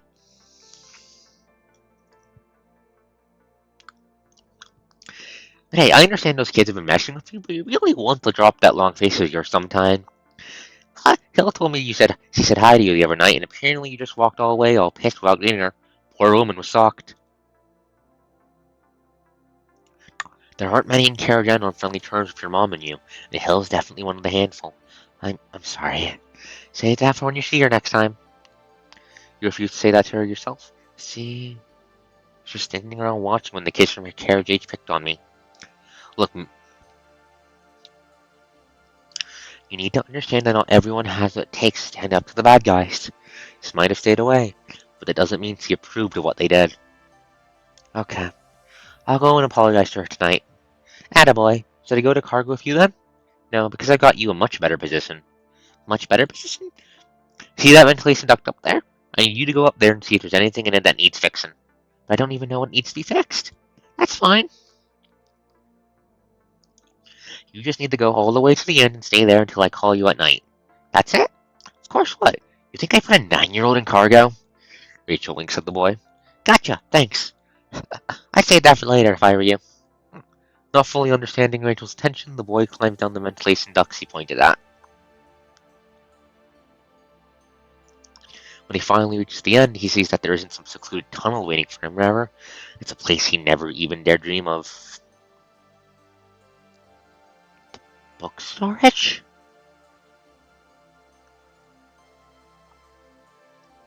The boy is now at storage 8 in Carriage P's cargo, where they store piles and piles of favorite books waiting to be sold in a terminal storing ebooks and data.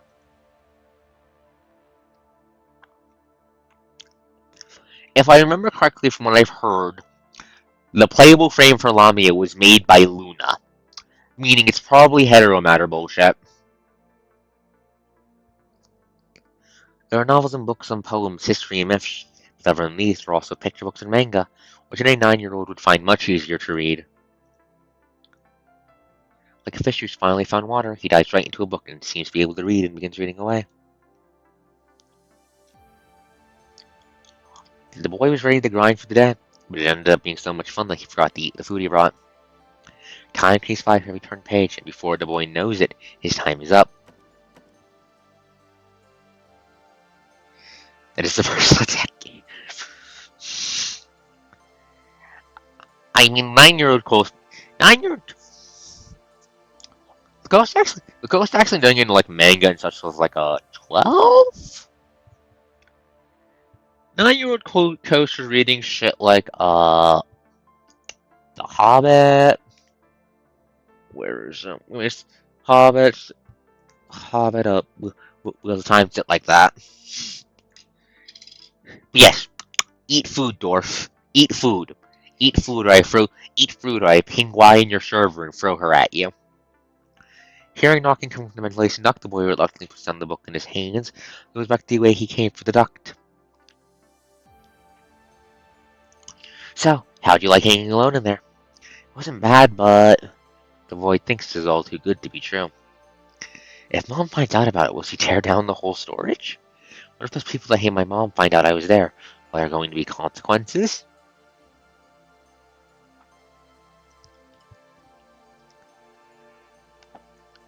Dwarf, eat.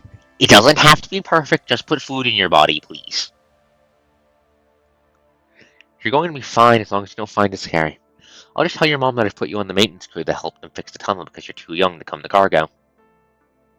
Ooh, that is a ba. But I didn't. Alrighty, but keep it down and be careful of the books. And remember to keep an eye out for people when you go in and out. Let me handle talking to your mom. Oof, that's an oof, dwarf. Right, thank you. No worries. The world might be a mess now, but knowledge will still pay off in the long run. Make sure you read and learn a whole bunch of things in there.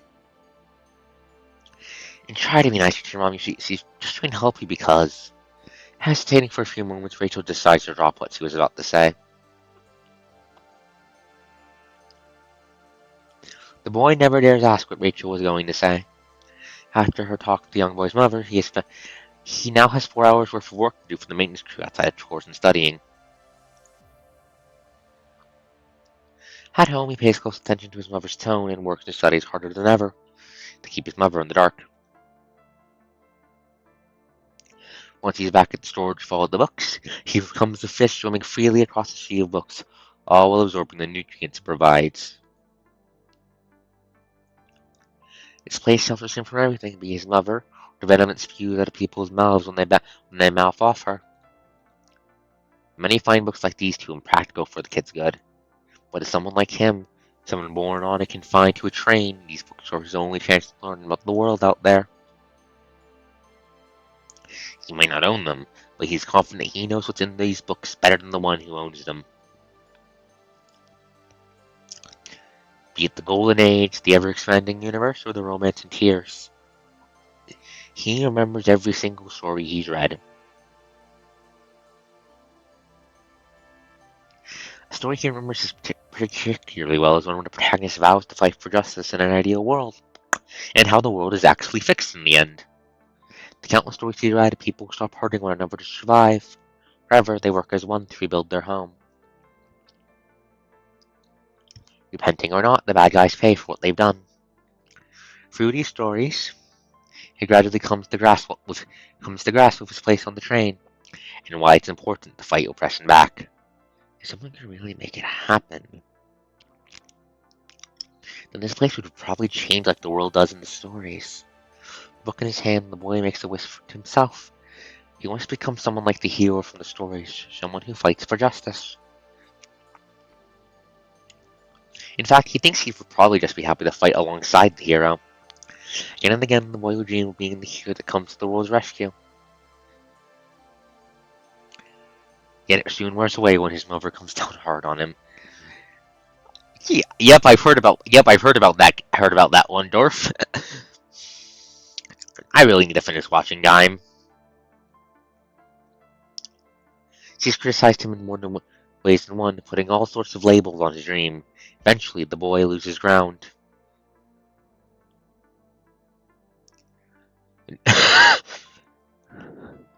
It's probably high time that I face the music.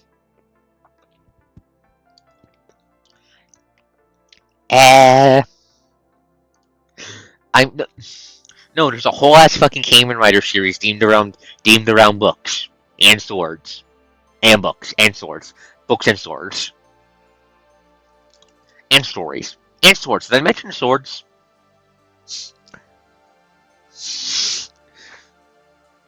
Mom's probably going to get me mad again if I pick fights with the kids. Deciding to compromise reality, the boy comes up with an action plan in which he secretly stores away his dream.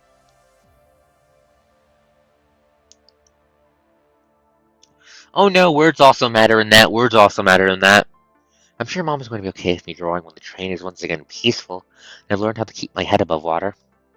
For now, I guess I'll just do as Mom and Rachel say and help around the house. And life goes on as the boy holds on to his flimsy little dream and goes through all the emotional ups and downs that come with it. Life hasn't exactly been easy growing up, what with all the pressures and his futile resistance against them, yet here he is, ready to turn 11. Head pat.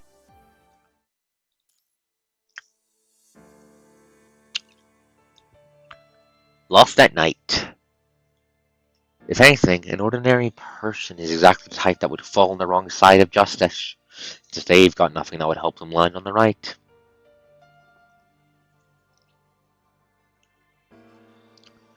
Give me a second.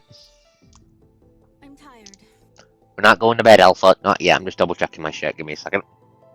Why is this yelling at me?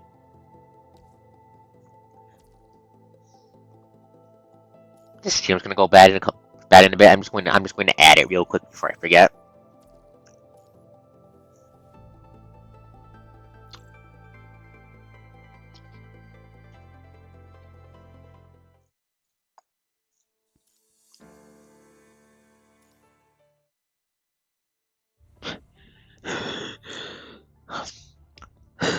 No, Serum is the Serum is Babylonia's keep is the answer to how does Babylonia keep normal human combatants from just dying from punishing virus on the surface? It's basically like, from what I've gathered, it's basically like a short-lived artificial vaccine that keeps the punishing virus from killing you as long as it's in your system and active. It's a day like any other, or at least it was supposed to be. The boy's been reading in the storage room late in the night, and he's still yet to hear the familiar knocks coming down the ventilation duct.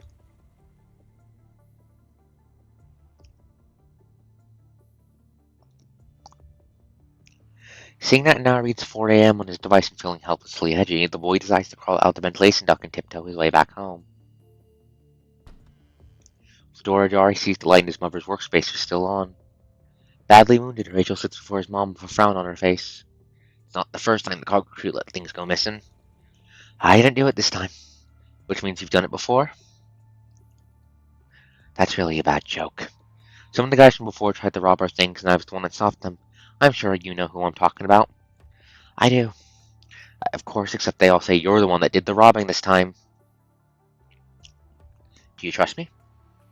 Makes sense if you don't, though. And you probably would have been much better off without me anyway.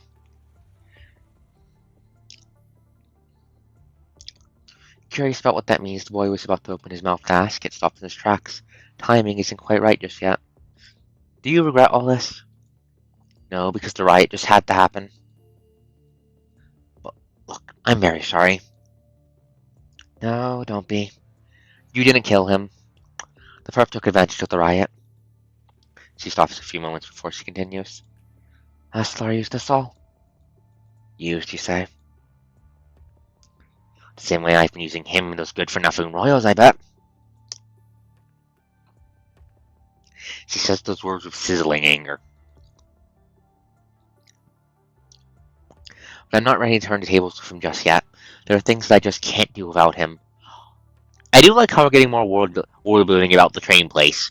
It is nice, despite the fact it exploded. But Julie, I'll never become one of them, and you know I never will. The boy doesn't exactly understand what Rachel is saying to his mother. But he knows that they've been working with someone they both hate, and that there are people in the cargo crew who take what's not theirs. This isn't the first time their conversation turned tense, but every time he tries to ask about it, they just brush him off.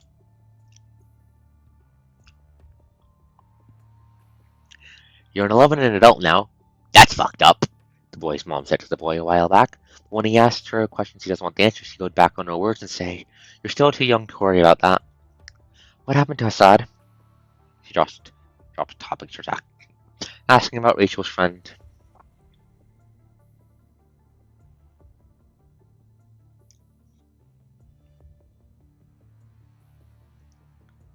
Yeah, that's why I went, what?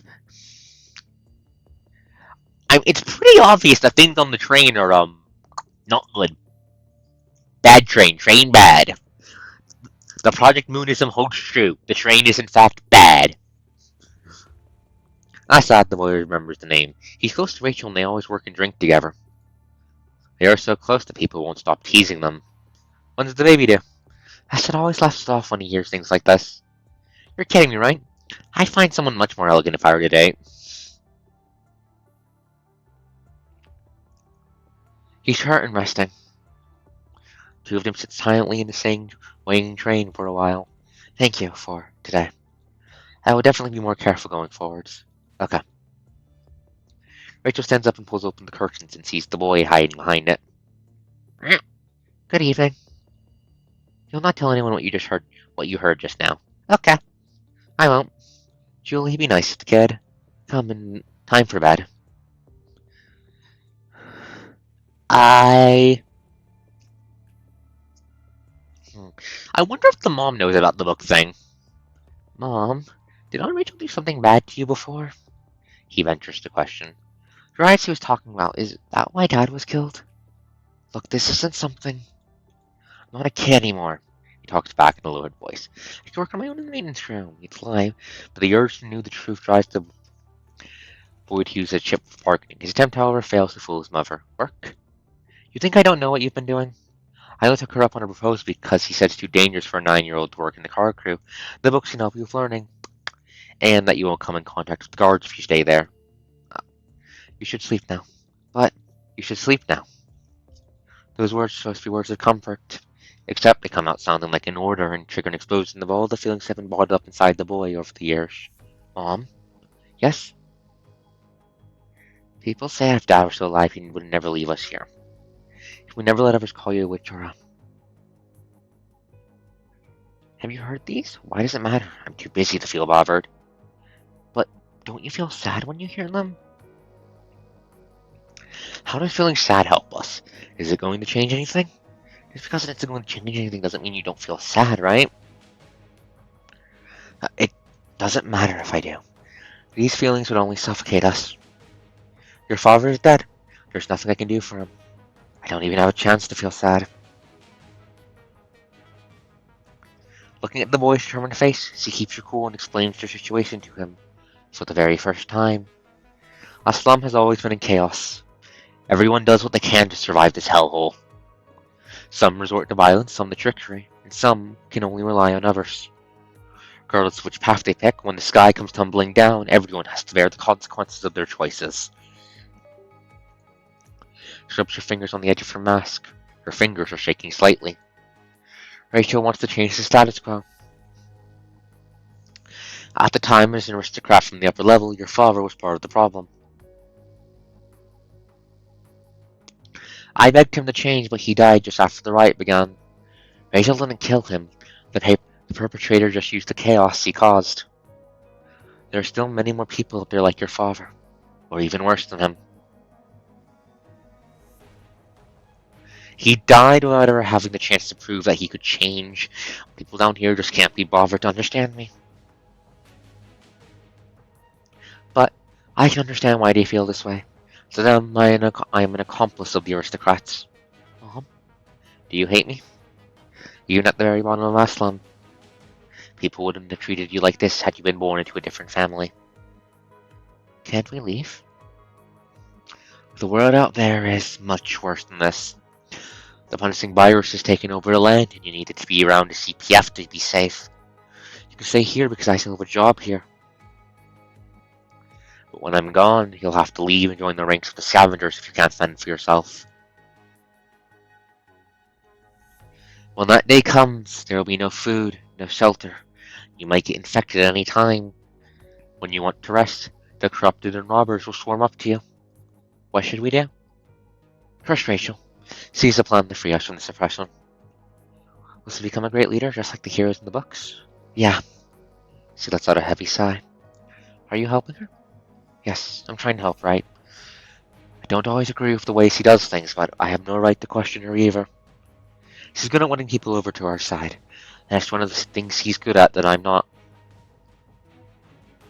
She puts her hand on her mask again to make sure it just fits safely on her face. When I was your age, my dream was to become a merchant that brings people whatever they need. Except, I realized I had nothing to sell but my own future. Your future? She nods and hides all the scars of time behind her mask, revealing no further details. Why did you sell your future? To buy things I couldn't otherwise afford? For someone ordinary to become a future, for someone ordinary to become a hero, there's a steep price to pay, and it might even hurt those around you. Those words turn to sharp knives that stab him in the heart. Mom, I've given your situation some thought over the past few days. No genius, it's way too difficult for you to learn a skill on your own. You need a teacher. Rachel will put her on your cargo crew once you turn 13. Like it or not, you need to learn how to keep yourself alive. Time for sleep now. No, I don't want to sleep. What do you mean when you said you're selling the future? Where are you going? You should sleep now. Without saying another word, he drags a tattered blanket over and puts it over the boy. Wait, you haven't answered my question. You should sleep now. Her lowered voice now sounds menacing. Are you going to stay here tonight? She lets out a non-committal response from her mask, which is followed by coughs. Did you catch a cold? She shakes her head without saying anything. She lies down on her side next to the boy. Then, lifting her hand to touch her boy, she starts singing the same gentle lullaby that she always did many, many years ago. Sleep, sleep, my child, for there are fireflies here that will keep your heart alight. Sleep, sleep, my child. May your dreams be as peaceful as the summer night. May hope forever be by your side. Your worries will drift off with the wind, and when you rise by the first light, the sun will greet you with a gentle smile so bright. So sleep, sleep, my child. For only when you wake up free of worries, can you smile at the world warmly? The young man wakes up from his memory and sees that he's all alone now, having been left here by the concert's comment from last night. In the distance, the boy can hear a concert girl saying away to fix his toy with the parts he has. Oops, did I wake you up? Did I fall asleep holding this pen? Yep, and good morning. Where are the others? They all left on a mission. My name is Lillian, by the way. Tell me about your memory loss, and I'll be taking you to Medical Center 09 in a bit. Medical Center 09? Someone from yesterday told me that to go to somewhere with better medical resources and get myself checked up and treated there, but they never said it's Medical Center 09. I thought they were talking about because that's the only place around here with better medical resources. We'll be on our way once the transport vehicle is here. Have you recalled anything? Do you remember your name? I've recalled a lot of things except for my name. Seems like you really hated your name, huh? What makes you say so? According to our instructor, you'll tend to have a hard time recalling something if you try to sun it before the memory loss. That's probably what's happening to you right now, I'm guessing. Why would I try to sun my name, though? Oops, did I say something wrong? No, I'm just feeling a little lost here. But you said you recalled a lot of things already, right? But they were all from before I was 12. They all have to do with my family and friends and the picture books and the mangas I've read. But why am I remembering everything I've read? Anything else? Well, nothing worth mentioning. I bet there's just some of the bad things you've done. Unfortunately, no. Just memories of some situations we couldn't work our ways around. Dreams I couldn't make happen, and a nice aunt who would occasionally come to my rescue. And my mom who basically never told me a thing. Boy, those are lame with a capital L. I swear you'd be some guy if you were in a game. I guess you're right. Shay, do you think an ordinary person might just someday find himself on the wrong side of justice? If anything, an ordinary person is exactly the type that would fall on the wrong side of justice, since they got nothing that would help them land on the right side of it. For someone ordinary to become a hero, there's a steep price to pay, and it might even hurt those around you. The boy once again recalls his mother's words. The boy died and what little he still has of his memory. Here he is, alive and well in this body he doesn't recognize. What price did he pay to exactly for this miracle to have happened? Transport vehicle's here. Here, they left your weapon here for you. Let's get going. Her toy only half fixed, Lillian stands up from the desk. It's only now that the young man sees the toy as a firefly put together with parts. Okay, now I'm getting suspicious of her. Wait a second. Where did you get that thing you're holding? Are you talking about this firefly toy? Found that out there when I came in. Can I have a look? I feel like I've seen it before. With a worried look on her face, Lillian hands the damaged firefly toy over to the young man. The toy is put together with gears and used light bulbs. Here, you just need to give its head a little twist and the wings will flap away. The body, however, is now twisted at such an angle that it seems like it's been hit by something. What's with this? Scars are part of one's memory. Hi, Vonega! Hello, motherfucker! Is it time for our ominous big bad foreshadowing meeting? One of the excruciating pain spreads out from his chest with an inexplicable malice. It's the same kind of pain that hit him when he first woke up. Some things are just meant to be. Muscle memory. And we get to play as him. Let's see what he does. Realizing that none of this is purely coincidental, the young man spends a good 10 minutes trying to find out if Lillian saw anyone when she picked up the toy. Look, I said this already. I was just out there and I bunked one of the kids around. I was gonna fix it and just leave it here, but you can totally have it if you think it's yours. For what it's worth, don't you think you're a little too old for a toy like this? I don't know. It's probably just something I kept around as a reminder of my dreams from when I was a child. Unable to get to the bottom of his question, the young man resorts to writing down a message on the piece of paper he got before. Driver and transport vehicle out here is honking impatiently by the time he finishes folding up the paper, and leaves it with one of the constructs guarding the base. At least I'm making headway here, he tells himself. And if it's true that he's made headway. But just who exactly is this person he can't remember the face of? A note of the boy that pops up in his mind with the melody. Where are his mother and Rachel now? Could they just be waiting for me somewhere as I wander across the world as a lost soul? But one guy is in fact an asshole. If I could, I'd kill him. I'd unalive that man so fucking hard. Oh, no, his mom and Rachel are almost certainly fucking dead. Dead, right? Rachel was from the sound of it, was a revolutionary. Last time we saw Aslan, the monarchy was still intact. The monarchy was still intact. The only difference was that the queen was that the queen got sick of the nobles doing noble shit in the background and started punching them and started kicking them in the face and taking power. Which is kind of the opposite of what Miss Revolution Lady was going for, I think. But no, I can't just stop yet. I will never be able to get to the bottom of this if I don't get my memories back. Calming himself now, the young man shifts his focus back to the conversation the constructs are having. Where's the chief commandant? Grey Raven left in the middle of the night because they got a bit of a situation going on. What happened? Not sure.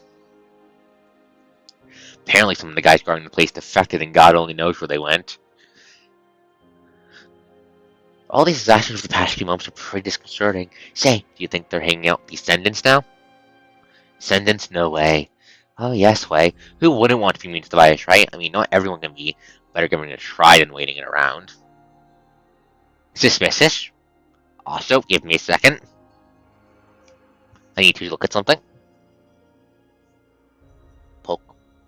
Okay, it's not bleeding. That's welling. Okay, so the coach might have, and I repeat, might have dropped her water bottle like on her big toe like 10 minutes before the stream after filling it. Might have done so. If the co hypothetically did such a thing on accident, it would have been an accident, duh. But also, it didn't break anything. There's no bleeding or anything if this was to hypothetically happen. Come on, you're talking out of your ass. I'm not. See, people have been talking about this. They think there's no end to all this fighting, so they'd rather just keep their options open. For example, by joining the race of Ascendant to see if they get lucky. Shut. Nothing's bleeding, nothing's bruised, nothing's broken. Silence, dwarf. This is the coast being clumsy. This is nothing unlike the time you said you fucking lit your fucking arm hair on fire for research. Those are two completely different worlds.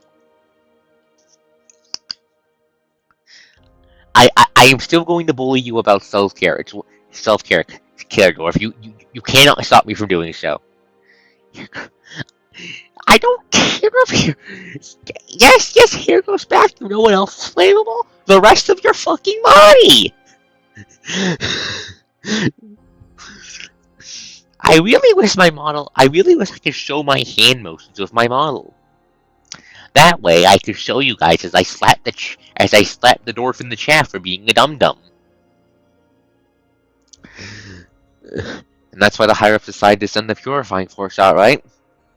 Man, best drop this topic now and do what we're supposed to.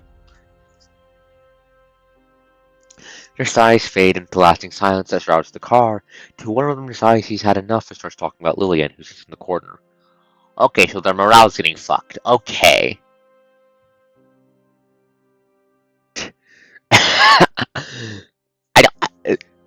That sounds like a very unhappy VTuber. Not Dwarf, that's fucking Mon. God, I can't read. Well, I do play Rock. Anyways, focus. But it sounds like a very unhappy VTuber.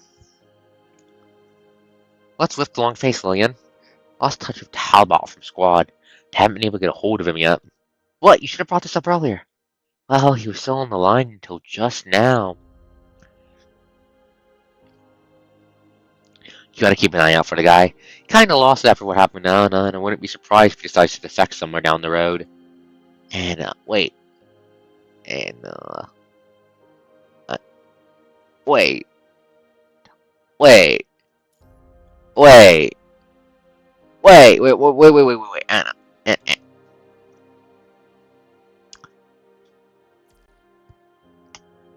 Wasn't that a nickname for,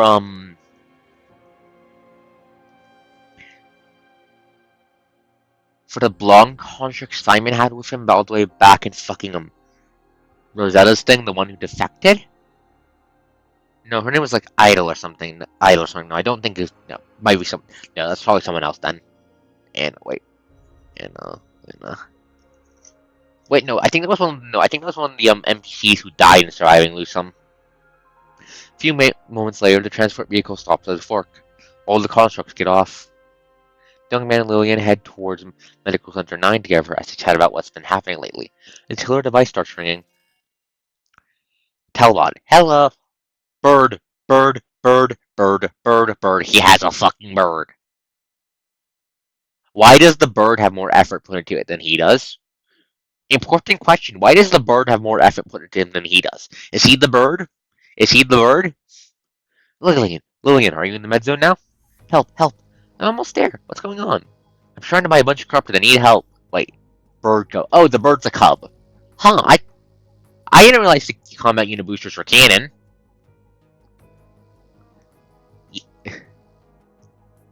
Yeah, it is a very cool bird. Robot bird. I'm trying to buy a bunch of corrupted. I need help. Wait, I thought you were supposed to be there to help people. Shut up, Blush. Blush? Help. Blush is calling for help. This is the thing, cub. This thing is a cub based on a weird witch, so I'm calling it Blush. It's lost its color so much that you can't tell what it is. Wait, why am I telling all of you this now? I just shut your corners your way. Just come and help us now. Please. Hey, John. The young man almost chokes when Lillian calls him that, but still manages to keep a straight face. Heard it. Heard it all. Let's go and help. Right, thank you. Let's go. Okay, time to save a dude. He shouldn't be too far ahead. I've got to finish up here and hurry to the rescue. Shh. Okay, he does damage. Holy shit. Okay, his basic attacks do fucking damage. Which do make sense. He's a uniframe. Wait, where are my orbs? Why do I not have orbs? Ah, it's a tutorial for him. Okay. I can use these two weapons. Is this a muscle memory? Does that mean I used to fight like this? Wait, two weapons? Oh, wait. Where did he get the second sword from? Yeah, I see it. Where did he get the second sword from? Wait. Where the fuck did the second sword come? You did not have that like 5 seconds ago. Where did you pull that out from? Motherfucker, was it sheathed in your other sword? Dual wielding is cool, though.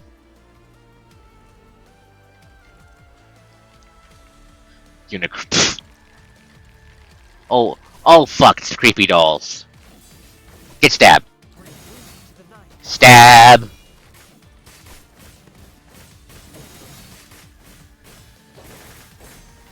Okay, we have our red orbs, which are spin to win. What does the blue do? Uppercut. Wait, I can do a charge thing after my free pings. Wait. Any free ping plus basic attack, charge, damage, increase, combo strike, engine charge. Any free ping tap basic attack repeatedly. Casting a free ping tap basic attack recharge right at the engine. Remember to have it soft after time. Perform machine combo basic question. Ping did.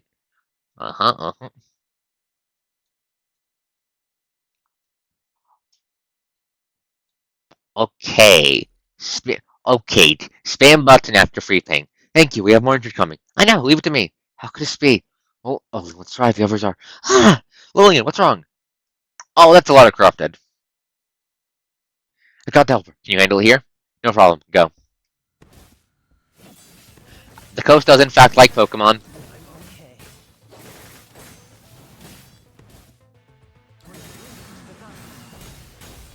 Oh, that's cool.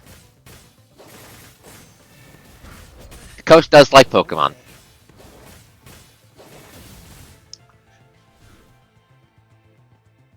I'll be right there. Okay, ultimate. Oh, big cut. Hell yeah. Huh. Opening up DMs. Opening the DMs of DMingness. What is inside them, I wonder? What treasures has the dwarf given me?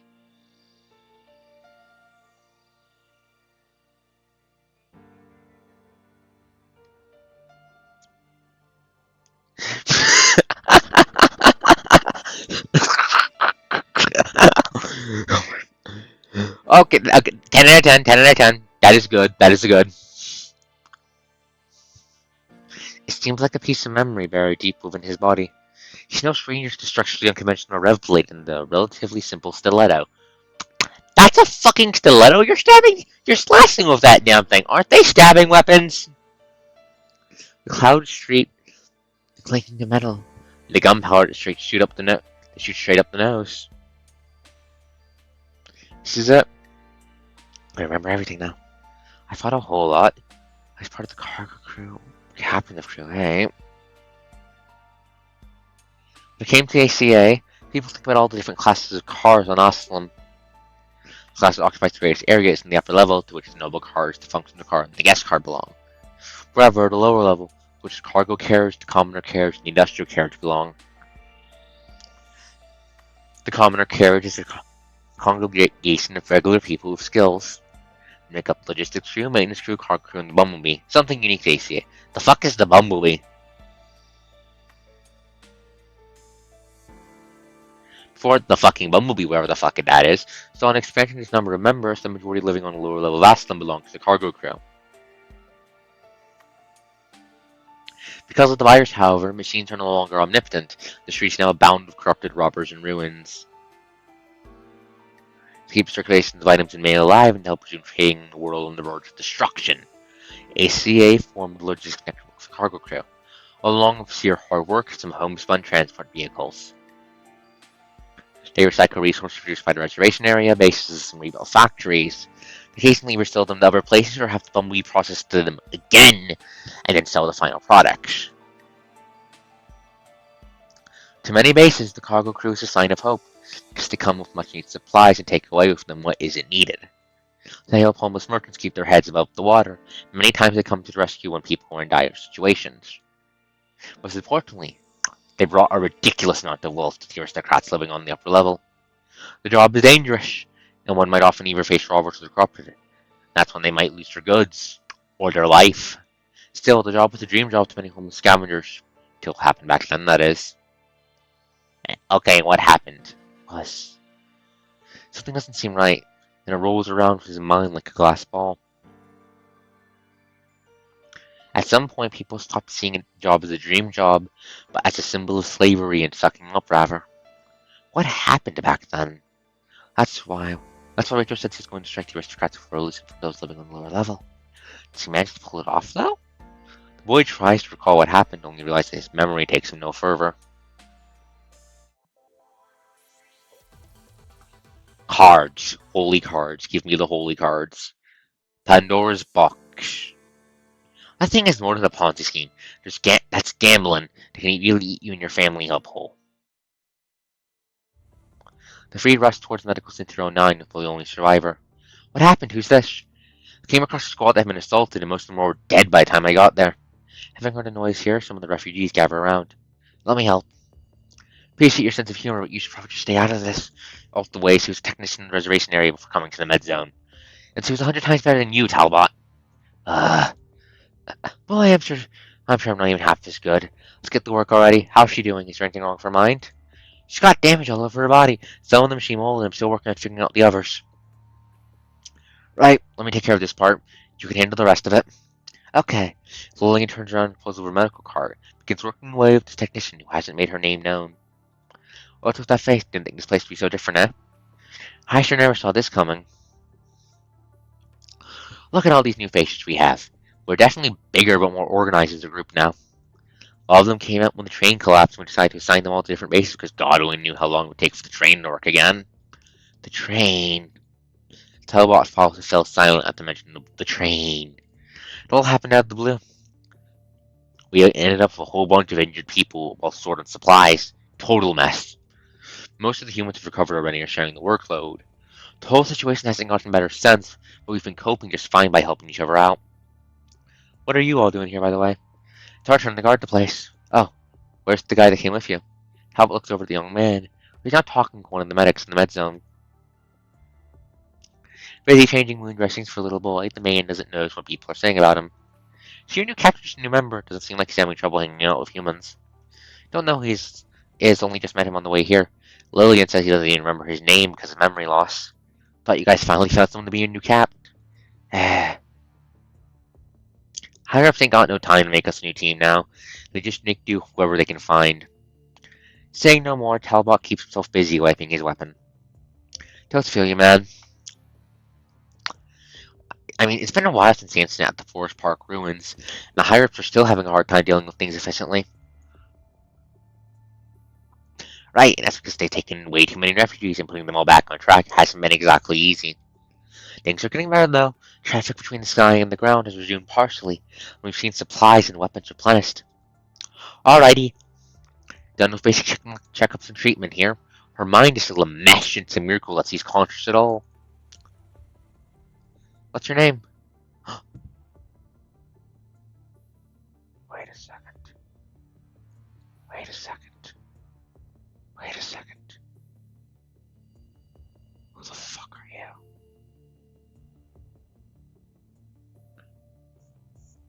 Yeah, cute, all that. Golf, yeah.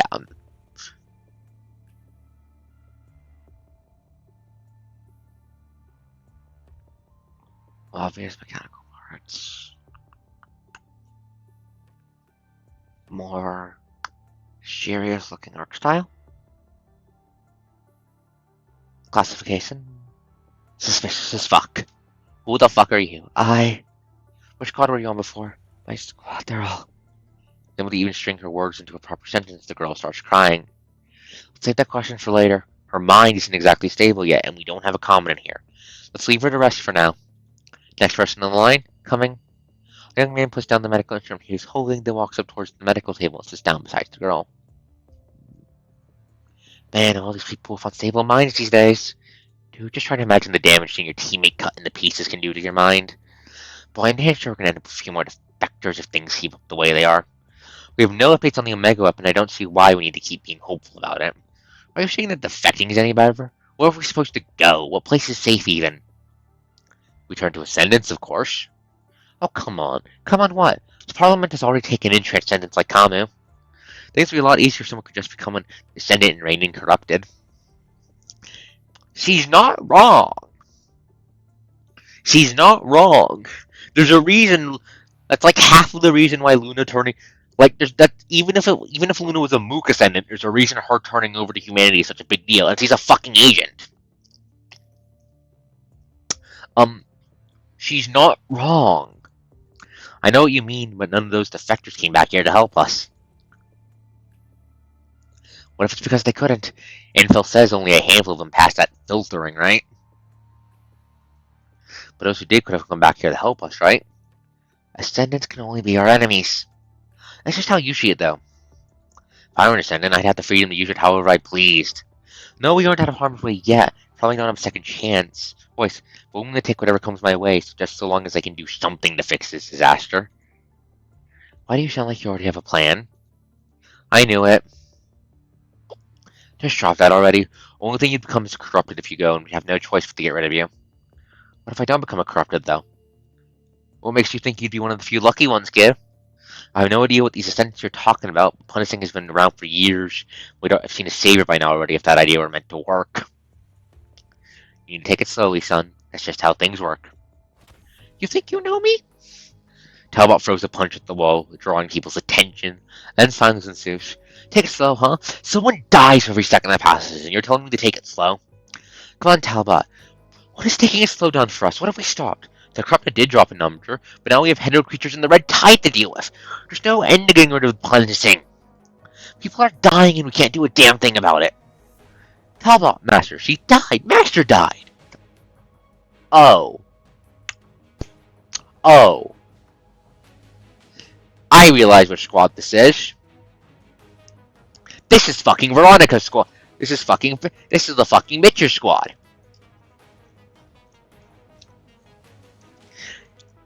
Ah, I see. I understand immediately. What was her name again? I remember. I hated her too much to remember her name. What's her name again? Give me a second to check.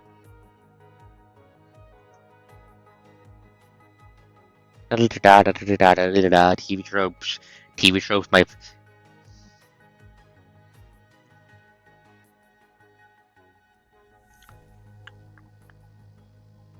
Vanessa. That's who I was thinking of. Vanessa. I know the train was going to collapse, so I've done everything I could to stop Anna and her lead squad from scoring the Forsaken. Vanessa and is that supposed to be? Is that supposed to be? Is that supposed to be a nickname for fucking Vanessa? I didn't. I failed at protecting her. That's supposed to be. Wait, what train? Talbot, enough of that nonsense. She sent you down to the purifying force for saying all you just said. The old man didn't mean ill. He's right. We've seen a savior already. Being gifted is the only thing you need to pass the filtering. Being an ascendant isn't the way out. There's only so much that a transcendent can do. We need to figure out a different way to save more people. Now apologize to the man and empty your mind of the childish thought at once. If this ever happens again, I have no choice but to call the purifying force on you. Why you? I'm sorry. Saying not another word, Talbot walks away with all eyes on him. Hey Talbot! Lillian rushes up after him. Where are you going? The man is about to go after them when the technician holds him back down.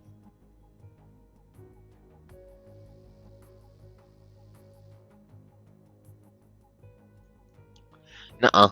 We aren't done with your checkup yet. But what if long coach? What do you mean long coach? Do you mean tall coach? A tall coach would be cute. Wait. Let's go. Already on it. To Talbot. Don't be sad. They've been going on and on about these days and haven't worked out a single plan. Same old thing as it was years ago. They show you an incentive they can't possibly refuse, make us believe that everyone will get cut of it through all work of it. Well, they're in fact just sending us straight to the slaughterhouse. That sounds like a Ponzi scheme. You're talking about blessing boxes, right? Blessing boxes? Mind you, that thing is more than a Ponzi scheme. There's gambling that can really eat you and your whole family up whole. Aristocrats make them sell these things, right?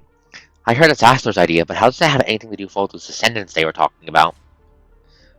Well, what are you doing? Nothing, but they're saying in principle they both can eat you up.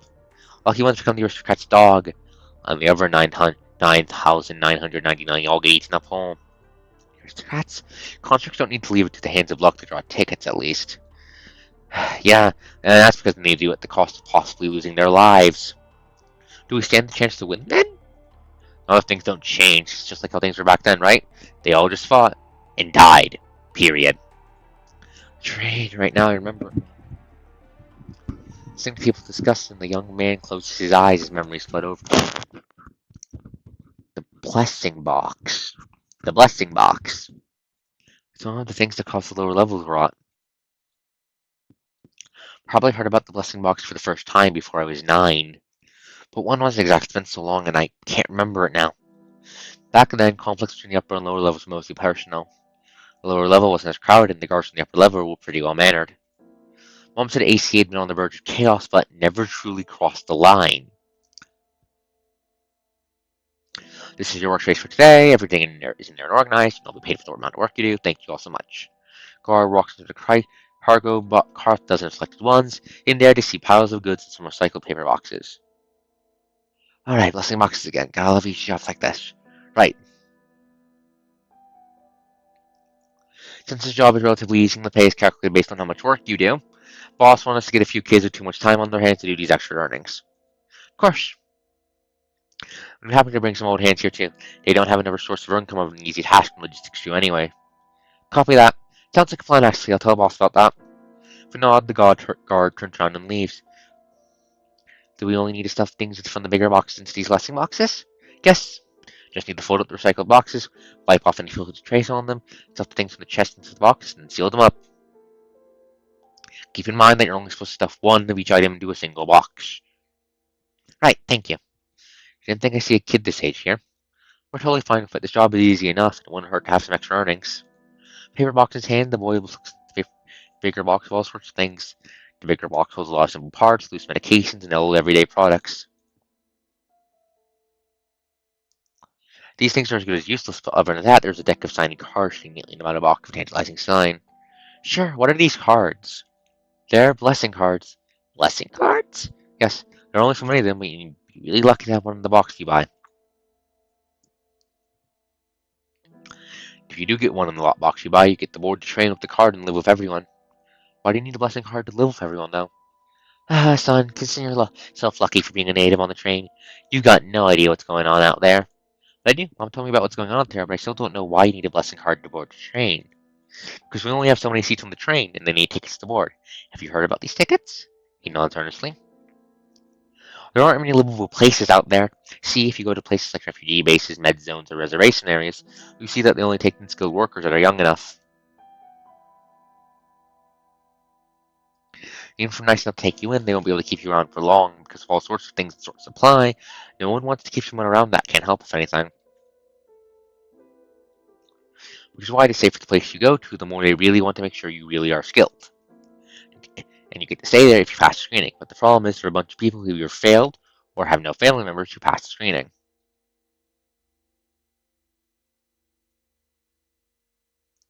And it's not necessarily the case that they aren't capable of anything.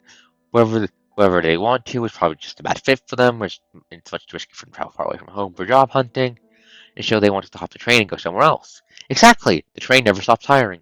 You have to pass the screening, though, of course. Be it the cargo crew, the main crew, logistics crew, or the ground guards or service staff up there, they only want people with the right skills and physical condition. What happens if someone just can't pass a single screening? And physical work it is done, and they're actually stored on hands these days. Most typical jobs are one-shot deals, though, which is why people don't keep workers around to meet those ad hoc needs.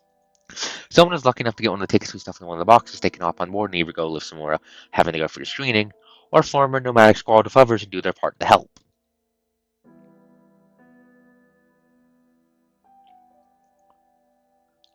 The upper level stands getting part of the supply, so the lower level gets a few extra hands that can go and help people around. The older folks and kids would then be able to come and help with making blessing boxes, which makes it possible for everyone to get supplies. Okay, the screening talk feels like foreshadowing, by the way. I'm just saying, it feels like foreshadowing. I like how that sounds. We're all happy and excited about the future. After that day, the blessing box is getting tracked and the lower level starts getting crowded.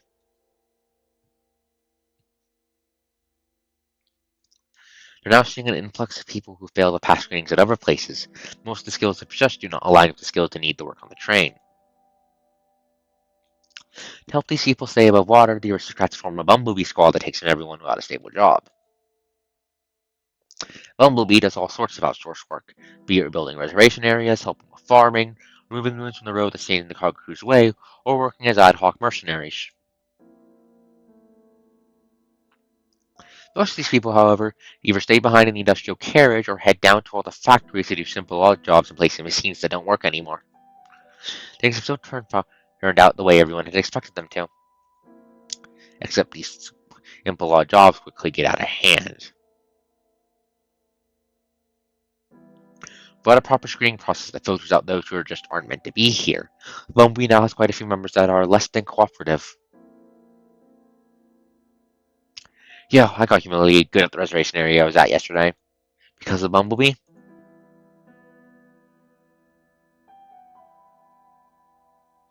Damn straight, this guy was helping on the farm office at the base, and dude was rolling on the ground whining about how tired he was after getting his pay. Ain't no surprise at all. Winter would never think about buying a blessing box. You know what I'm talking about? You only buy a blessing box if you're too young, in which case you're born having no school to go to, where you'd be able to pick up a skill. Or you're too old, in which case you spent the primary life either doing some creative job, performances, or game designing, except those are all things that only kept you alive back in peaceful times. I have full respect for all sorts of occupations that came across a bunch of these people working different lines of work before going to the reservation area. Talk about those who haven't found themselves a job and are still refusing to be scavengers. Dude, it's a miracle that these people haven't caused any big scenes at all doing physical work. It's normal that some of them crack doing it. Did you say it's normal? Well, logically speaking, yeah. I'm talking about whether they're good fits for the job. See, it's no different than throwing dirt on ACH's reputation.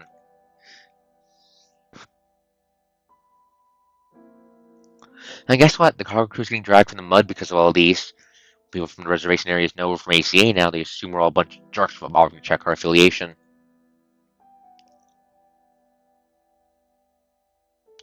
Gotta put up with that. We need to give them credit for even getting out there to work at all. Definitely faring a lot better than those good for nothing to stay behind in the car and steal people's bread from under the pillow. They're a hopelessly useless bunch. These bases get some real nerve hiring these bumblebees.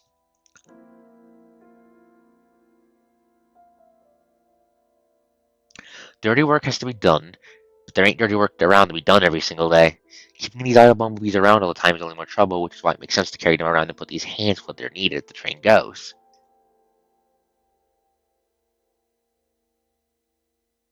But the upper level is supposed to be responsible for those bumblebees.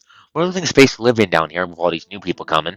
We've never seen any supplies we've earned making blessing boxes. They got some real nerve asking us to make more. Hearing this, the boy puts down the box he was folding. Let's carry on. We're going to get a wage cut if we don't finish these today. But Hill, this box. Stop complaining. Stop complaining. The higher-ups all said there won't be as many tickets this time go around if this batch of blessing boxes is all sewed, which means you'd be seeing fewer newcomers, better living conditions done. Yeah, Liquid's gonna buy into that. You think I enjoy dealing with all these? Stop fucking treating us like those bumblebees nannies. The aristocrats always make sure to rage from the electric crew from the lower level has their playful and things go south. I'm so freaking fed up. Maybe you want to tell them aristocrats stop being so greedy then? Assessing the guard, he turns around and walks to the crowd. What you all looking at? No work, no pay. That's right. This workload doesn't say so.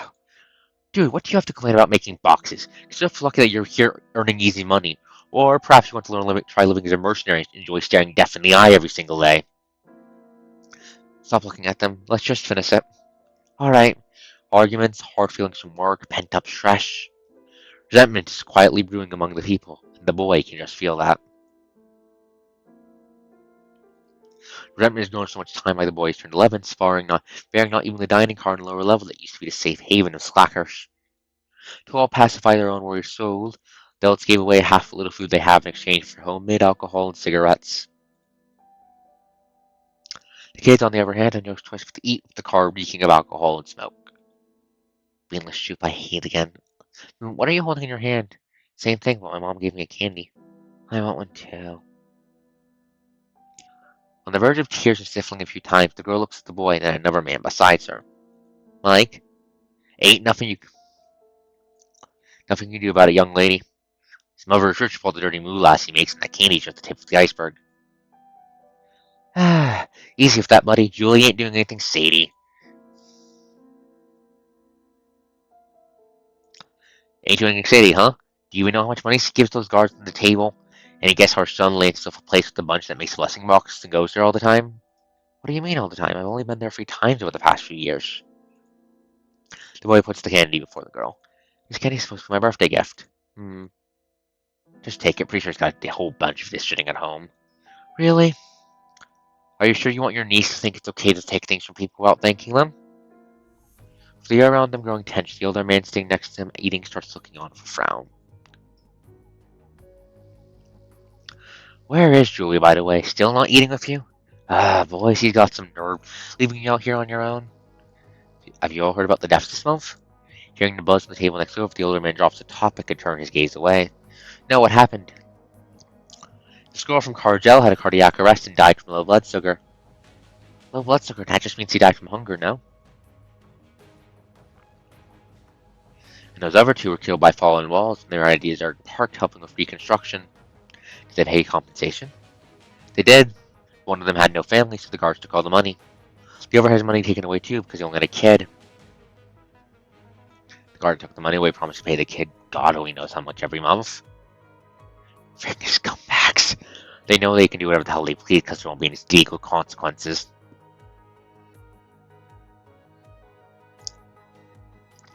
I can't help but think they are the purpose behind some of these. I mean, they probably want as many people dead as possible so they can get all the money, right? That scares you. You should just be like them and bring those guards a little something. They don't send you to one of those dangerous hellholes if you're in their good books. Seeing a glance at what the cargo crew is eating on the next table over, Bumblebee's face has grown menacing. For fuck's sake, why does their food look so nice? Oh, you see what they had when I first got on this train then? It was much better than this. Supposed to be getting the kind of food and accommodation. They told us we'd be getting their kind of food and accommodation when we got on the train. Bunch of lousy liars, so I'm going to strangle every last one of them someday. Excuse me, we aren't even the ones selling those blessing boxes. If you have anything to complain about, just take it to the higher-ups. Uh-oh. Well, what are you doing? Well, my friend, what are you doing? Uh-oh. Please do not milk the coach. Like hell, I'm going to believe you don't reap profit from it. Guys, please. Rachel looks after most of those living on a lower level, and be it cargo crew and the Bumblebee, no one talks back to her when she talks. She's their hero, leader, and a stable source of resources. She might not always have what you need when you ask her, but come back to her in a few days and she'll have what you need it then. How exactly does she manage to get her hands on things when there isn't even enough to go around? The question has been on the boys' mind for the longest time. Trying to figure out how she does it by bringing up the question to her, to which she only said, I've got extra pay here. We can't just let things be this way forever, Capt. I know. But like I said before, the higher-ups are going to work with someone else who refused to do those blessing boxes, and that won't help with our situation at all.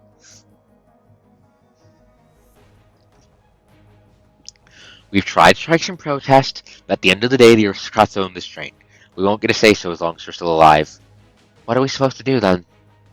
Trust me, guys, we'll put an end to it all in no time. Everyone here has had their fair share of misfortune. Some have sold away what little resources they had to buy blessing boxes.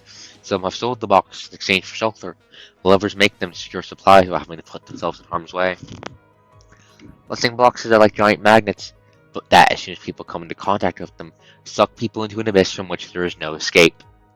Beyond the train lies nothing but barren land.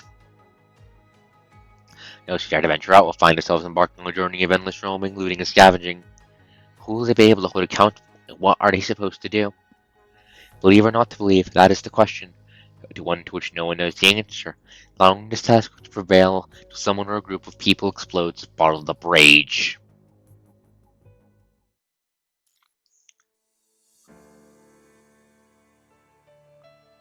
We are on chapter 6, on bit 6 of this, and it has already been 2.5 hours.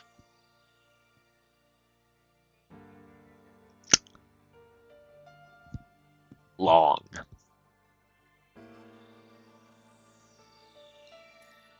Deaths of the innocent. Yeah, give me a second. My mouth is fucking dry.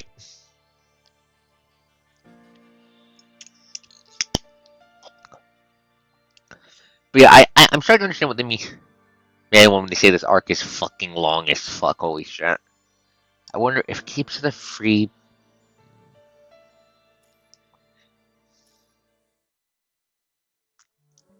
And so time goes on, with 2 years passing by. By the time the boys turn 13, the commoner carriage grows so crowded it's unlivable.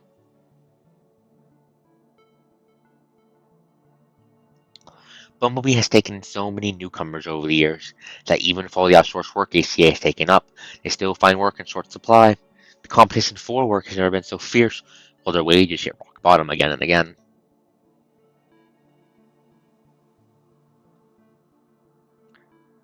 People have grown numb and cruel about all the work-related deaths now, to the point that some of them find it acceptable to poke fun at those who fall ill or unable to work, labeling them as pretentious.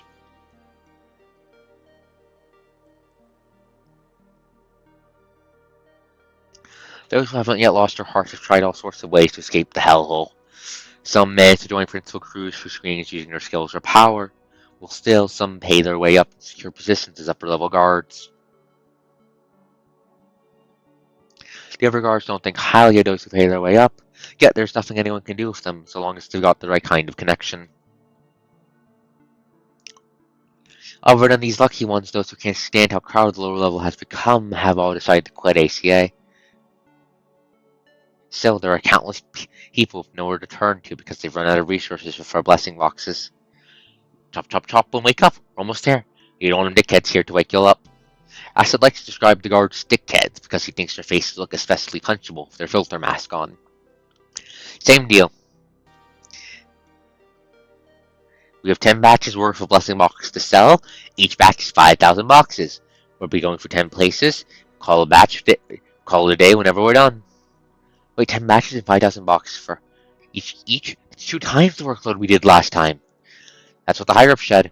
Would love to help. Can't really do anything about it. What are we getting in exchange for the boxes? Medicine, just like last time. I posted an exchange price list on the shipping container. Cut us some slack already. You just can't find people with that much medicine these days. Or even if you can, why would they want blessing boxes in return anyway? But we managed to sell the boxes last time, didn't we? See, you can always find greedy people. Even if they have no medicine to give, they can try asking around to see if people have it, right? Come on, ship it and get to work. Because you're gonna get one of those dickheads coming at you if you don't. Fucking hell. These dickheads you're talking about were nothing but lousy bumblebees that made their way up buying blessed boxes. Those cocky bastards can't wait to take their revenge now.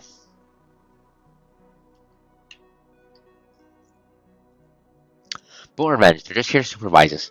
And that'd be the politically correct way to put it. With a cold face, Nino gives Waylon the slap.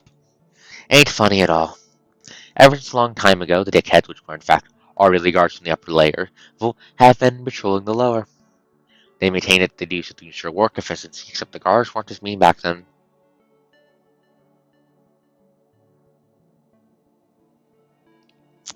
The guards come to check the items sold and recycled, but over the past 2 years, they'd suppress people who tried to complain with violence, leading to conflict on a regular basis. Rachel, however, hasn't had done much to remedy the situation.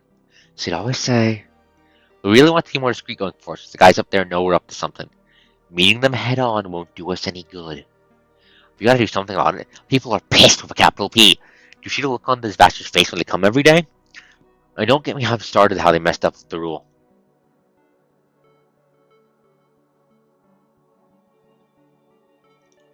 People were supposed to get paid for the amount of work they did. That's the way things were.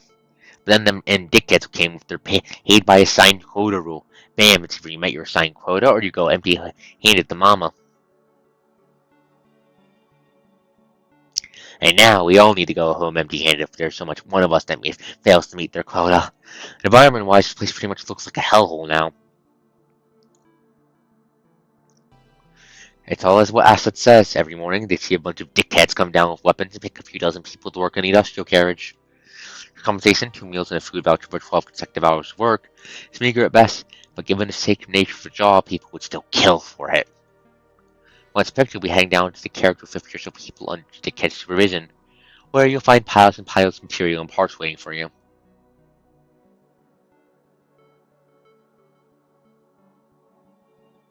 To speed things up, the workers are each fed a single cup of instant energy soup twice a day with 2 meals, I promise. If they need to take care of their business, there's a squat pulling rainwater purifier in the corner, literally just 2 steps away. That's fucked. This is like straight from the fucking shitty from Project Moon. The air reeks of gross with nothing covering the toilet. Rainwater purifier, on the other hand, gets sick of all the time. To the point that the boy has seen people die from consuming water with no really high level virus. Nonetheless, people still work non-stop for 12 hours in this car reeking of sweat and disgustingness. All for that one single food rush at the end of the grind. More often than not, however, they get IOUs from logistic crews when they try to get food with the vouchers. You slack for even just a second when the dickheads would start swinging his bat and a machine gun at you. Get this, you'll all be going home empty-handed if you fail to turn in before the cargo crew leaves. The works director, anger and hate however has become a... Yeah, they made the fucking city, and they put it on a fucking train. Honestly, if becoming an Ascendant works off of hate and all that, why the fuck do the Ascendants bother fucking Luna's gaggle band of fucknuts bother with trying to deal with nobles instead of just going straight to the noble, straight to the Straight to the extremely angry commoners.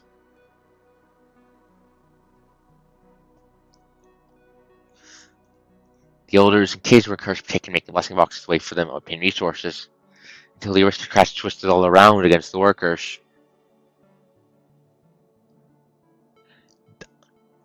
They're not stupid. They're evil. This whole policy is meant to be friendly all. You need to leave the door open for those in need, right? This we're all heroes, we're all zeros rule is totally against what you just said, though. That's what the higher-ups said. Don't hate me. Ain't nothing I can do about it because I'm just doing what I'm told. Appreciate your understanding. The upper level's still hiring guards, though. The whole situation's grinding you the wrong way. Just gonna give them that shot to make a change. If you just ain't good enough, then you should probably work harder than hate on people better than you. I hate this train. I hate the train now. And unfortunately, it was the poor people area that got blown up, so I can't even set the sentence did something right. Fuck. Anything is possible if you put in the hard work. Believe in yourself. Think of ways to help yourself succeed, because excuses aren't going to help you get nowhere. It's just a levy, people, but life can't always go your way. You win some, you lose some. Whether it's pain, there's gain, and riches and food might be your most valuable life coaches. The guard now resort to sawing workers' pep talks when the workers feel anything less than satisfied. Some have given their way all to get on the train. In the face of absurdity, they now pin their hate down on the cargo crew members who laud the blessing boxes to the skies. Why are you asking for a shape? Also, I'm surprised this train is. I'm surprised that someone didn't try to blow up the fucking train before. Want to go from zero here in a single saw? ACA wants you? Hell, why would I want to work my butt off for screen when I can just look out and get a ticket? The workers hated on the cargo crew members have what little chance they had taken away from them. You think I had a choice? Tell me either to do it or get lost. Where can I go exactly when I have a little brother to take care of? Volcano threatening to explode at any moment is what you end up with when you put a whole bunch of exasperated people together. Please do not make a kosher act. You really need to look past your anger and try to understand them. Not everyone can control themselves emotionally. People have directed their hate at many different things. Those things haven't changed for the better because those people are under the constraints of all sorts of factors. You're free to go anywhere you want, folks. Ain't nobody asking you to stay here. Where can they go when this is their only home? Chaotic and broken as it is, the world has turned too many into souls without a home. I hate their guts. I've lost more time how it went just, alright, roger that, and just wanted to rage quit. See, it always hits when I start packing it that there's nothing I can do other than be a cargo crew member. I ain't got no copolymer adaptability and I can't get turned into a construct. Where the hell can I even go? Angry, panicking, and anxious as they may be, these people can't do anything without the plight they're caught up in. They want to know what changes they can bring. They want to know what weapons they can hold to fight for their cause. It's all that their attempts, big and small, have come up to no avail. Barely keeping their heads above water as they are, these people hate the upper level and just about everyone else. But above all, they hate themselves for not being able to do anything to help themselves. The boy is no exception. Yet Rachel nips his hate in the bud right before it had a chance to take root. Don't hate them. ACA's hierarchy and all the rules and the virus are what's wrong. These people aren't to blame. Times like this call for unity. We just need a Saturday. Alright, folks. We're at the end of the tunnel. Let's give Rachel some more time. Let's put all the boxes away into the bigger box. People fall silent as to make their way out of the small cage. They turn to wiping their face with stinking towels and look for clothes they left strewn around the place. Got your t-shirt fixed. Thank you, Hill. The boy picks up his t-shirt from Lay's hand, which is missing the middle finger in the ring. Helps her sit back down on her sheet. No, I should thank you. We've been in trouble if you hadn't helped us make all the boxes before. Looking at her hands, Hill lets out a sigh. This is what happened to her when she escaped from the corrupted. It's because of this mishap that Seeker's sensitive to blood and conflict. I'm old and my days are numbered, but I can totally teach you how it's done if you are. Right when Hill was about to say more, a melody comes out of the car's long speakers. For fuck's sakes, there we go again. I really think they are enjoying rubbing it in our faces. Accompanied by the sound of a piano that's playing on a piece based on famous Golden Age classic that now has lyrics, Omen's voice floods people's complaints. Is this Aslar? How are we supposed to know? All those lousy aristocrats all sound the same. The lower level gets bombarded with music coming into loudspeakers like this every now and then. That's the aristocrats on the upper level enjoying a party, according to Assad, and believing that music brings hope and happiness to people. They've decided to start a performance live to the lower level. The boy. Music. People do like music. People always like music. This is a thing. But context like this matters. And this is just rubbing it fucking in. This is the wrong way to go about it if it's actually meant to make them happy. I don't think it's meant to make them happy. I think it's meant to rub it in their faces. The upper and lower levels might be connected. Everyone on the train might be listening to the same song at this very moment. But they all know just too well that they will never be the same. Crying out loud, it's burial again. What exactly are they trying to do? Let's just pretend that one of the aristocrats died. Let's hope that's indeed the case.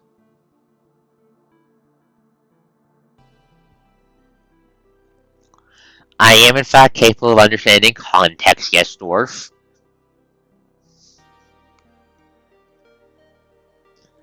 Let's hope that's indeed the case. Hey, what took you so long? It took me some time to fill the higher-ups in on the mission's progress. Putting down the item list in her hand, Rachel turns around to face the angry crowd.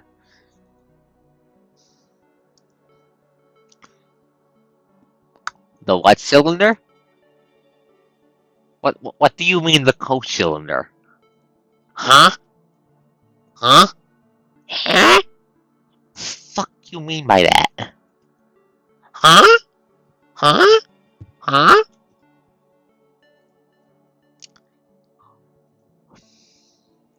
Folks, let's sing along, because we're about to send them aristocrats away on a trip they'll never come back from.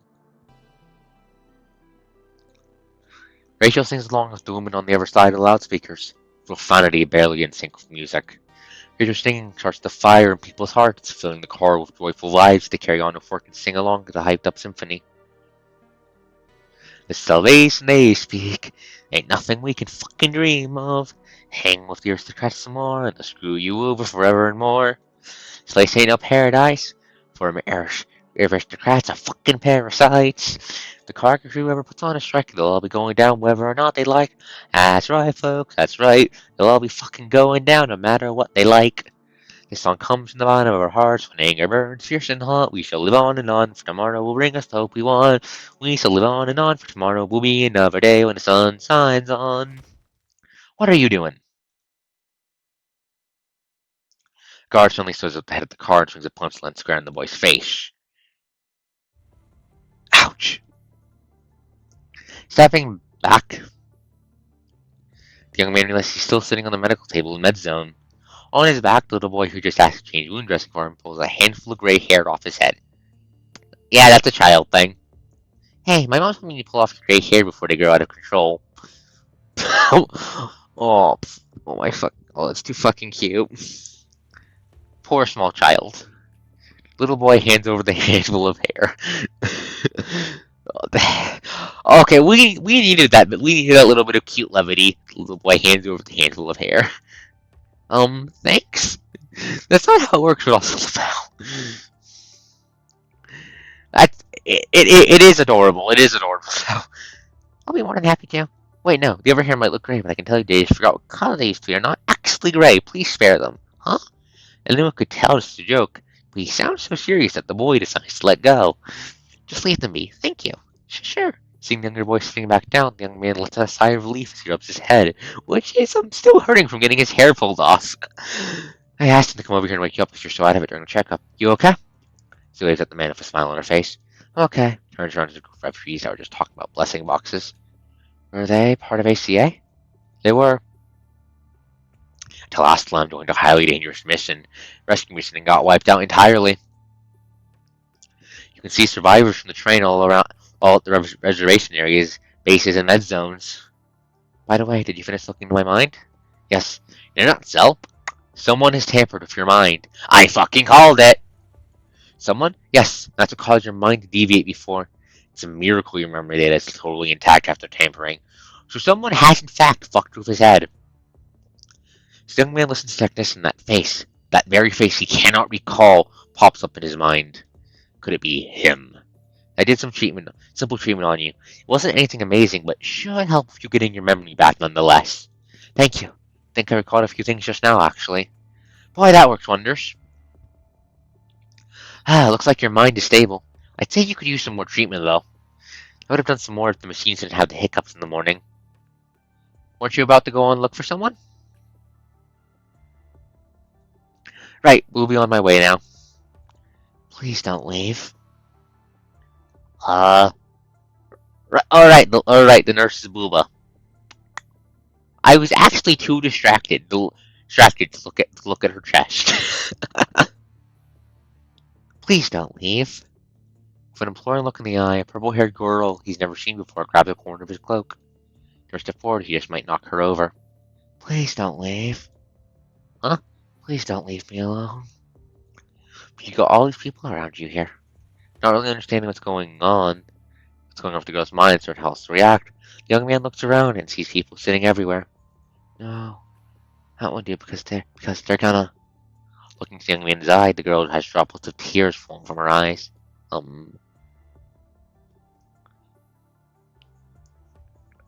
We do not need a coast cube.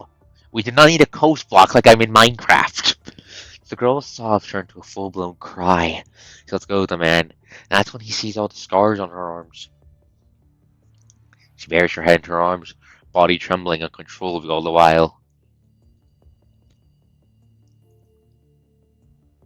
The young man just can't pretend he's seen. What do you mean you're doing it, whelp? What makes her so afraid of these people? Because of something that happened to her? Or just because she lost her friends and doesn't want to stay around people she doesn't know? Dwarf, please do not enlighten me. I repeat, do not enlighten me. I don't want to know. If you're phrasing it like that, I don't want to know. Also, this needs to go on YouTube, people. How are you different from any of these people? What am I going to say to Talbot even if I catch up to him now? He's going for the exact same thing. The man sighs quietly. I see. I'll stay then. Really? Thank you so much. What's your name? Lithos. My name is Lithos. Lithos? Where have I've heard that name before.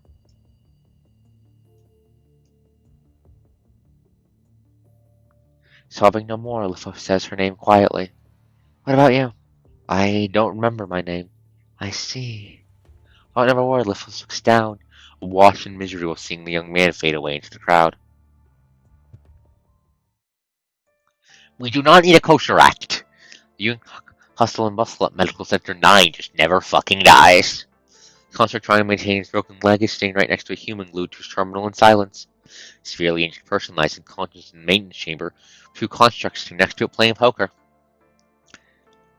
Beyond the hall, a group of people is having conversations about their experiences. Baystair is gone. Concert guarded the place for 3 days and nights. They had all the medical equipment and people brought out of the place, but the experiment farm and the greenhouse are goners. Where's Boss Lady? Got infected and died. She was fighting header creatures alongside the constructs. Didn't even have time to change to a new protective chute when her old one is damaged. Her little boyfriend is 2 years younger than her. He killed himself after everyone was brought out of the place.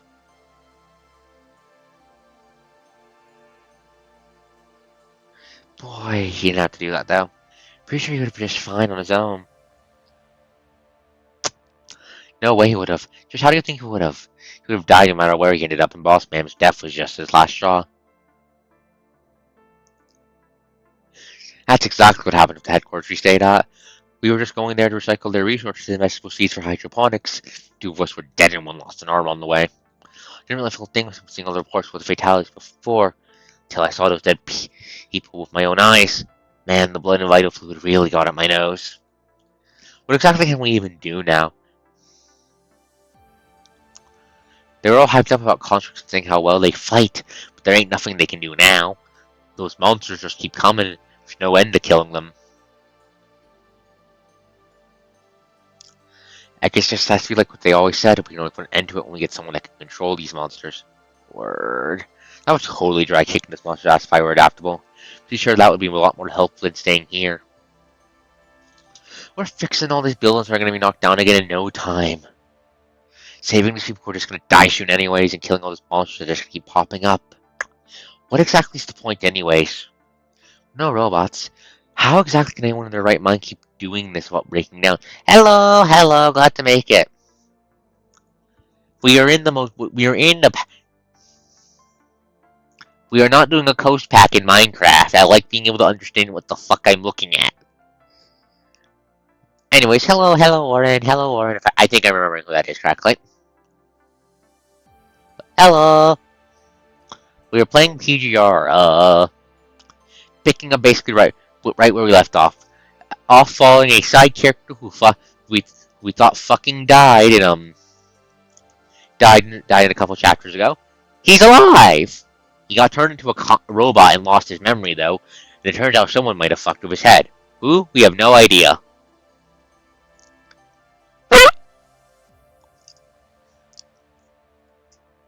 Volp is making new sins, yes. I am not, no lies. This is a live free chat, Do not make me start playing Zero and getting into a jet at you. We're no robots, just how exactly can anyone in their right mind keep doing this without breaking down? No. I got curious to call. Checked on guard duty when I saw him crying behind some trees the other day. He told me he just killed one of his teammates. Why though? Because he defected and came back corrupted. Silence. I have a window. I will throw you all out of the window at Mach 10, towards the ground. I can do it. There's nothing we can do about any of this. Anything. An ordinary person exactly the type that would fall on the wrong side of justice, since they got nothing that would help them land on the right side of it. Stop. Please stop. No, I still don't think we should count on ascendants. You never want to put all your eggs in the same basket just in case.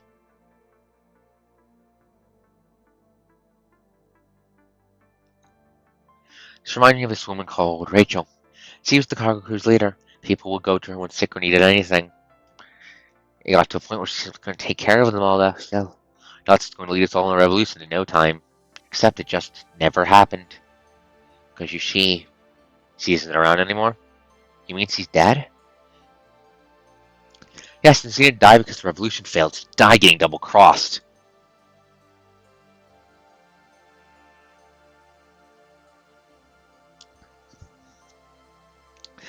Please stop lighting my cheeks on fire. I need to be able to focus on the words, the drama, the punishing.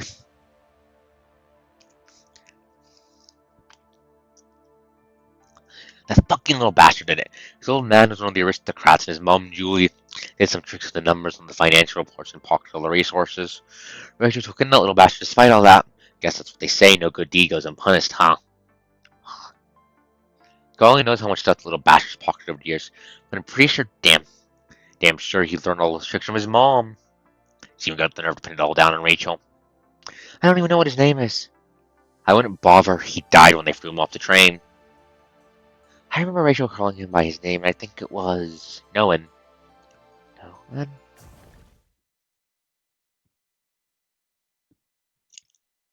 We do not need more coast for coast. Also, please stop.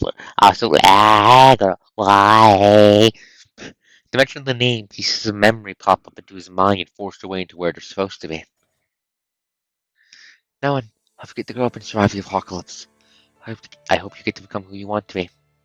Shh, Noan, be good. Noan, stop looking at him. Let's just finish it. It's the kid that fired his shot just now. Boy, he's got guts. Wait, that was a gunshot. Just like what Asher said. This kid would do anything just to save his own little ash. We're done here. Let's take him and leave. Noan, what in God's name have you done? You traitor. He's the one that should have gotten run over by the train. The world he sees it is coming apart. Seems like you really hated your name, huh? Oh, he is not having a good time. At the same time, the sounds and voices are growing unbearably chaotic. the VTuber. I am supposed to be one with all the power. How are you bullying me? People only throw their names away when they want to forget their past. Are you one of those people? Someone seems to be shouting. Mine severely. I see how it is now. Where is he? This is out of the blue. Forgot my name because... Sorry, but... I hate... He doesn't stop. No one. Put him to sleep. Oh, he flipped the fuck out. I am not eminently malleable. I object to this notion. I am full of viciousness and spite and sharp things like bones. I trust you. Who the fuck? Oh, he's dead.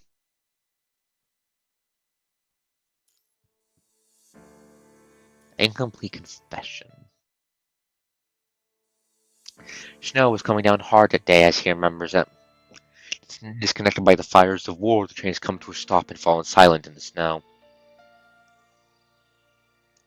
He stains of Rachel's blood on his hand. They're lukewarm at best. He's feeling a burning sensation coming from them. Rachel, capped. Shouting to people's footsteps coming from below hit him like thunders. Why?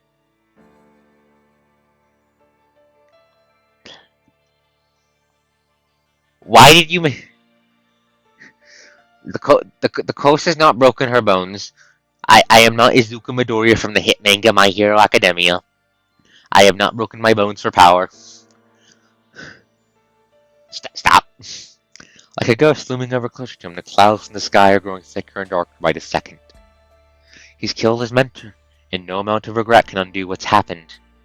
The only thing he can feel now is the throbs coming in from his heart that remind him of what he's done. All that he's held dearly and hated so much, and all that train once was and would have been, will no longer be.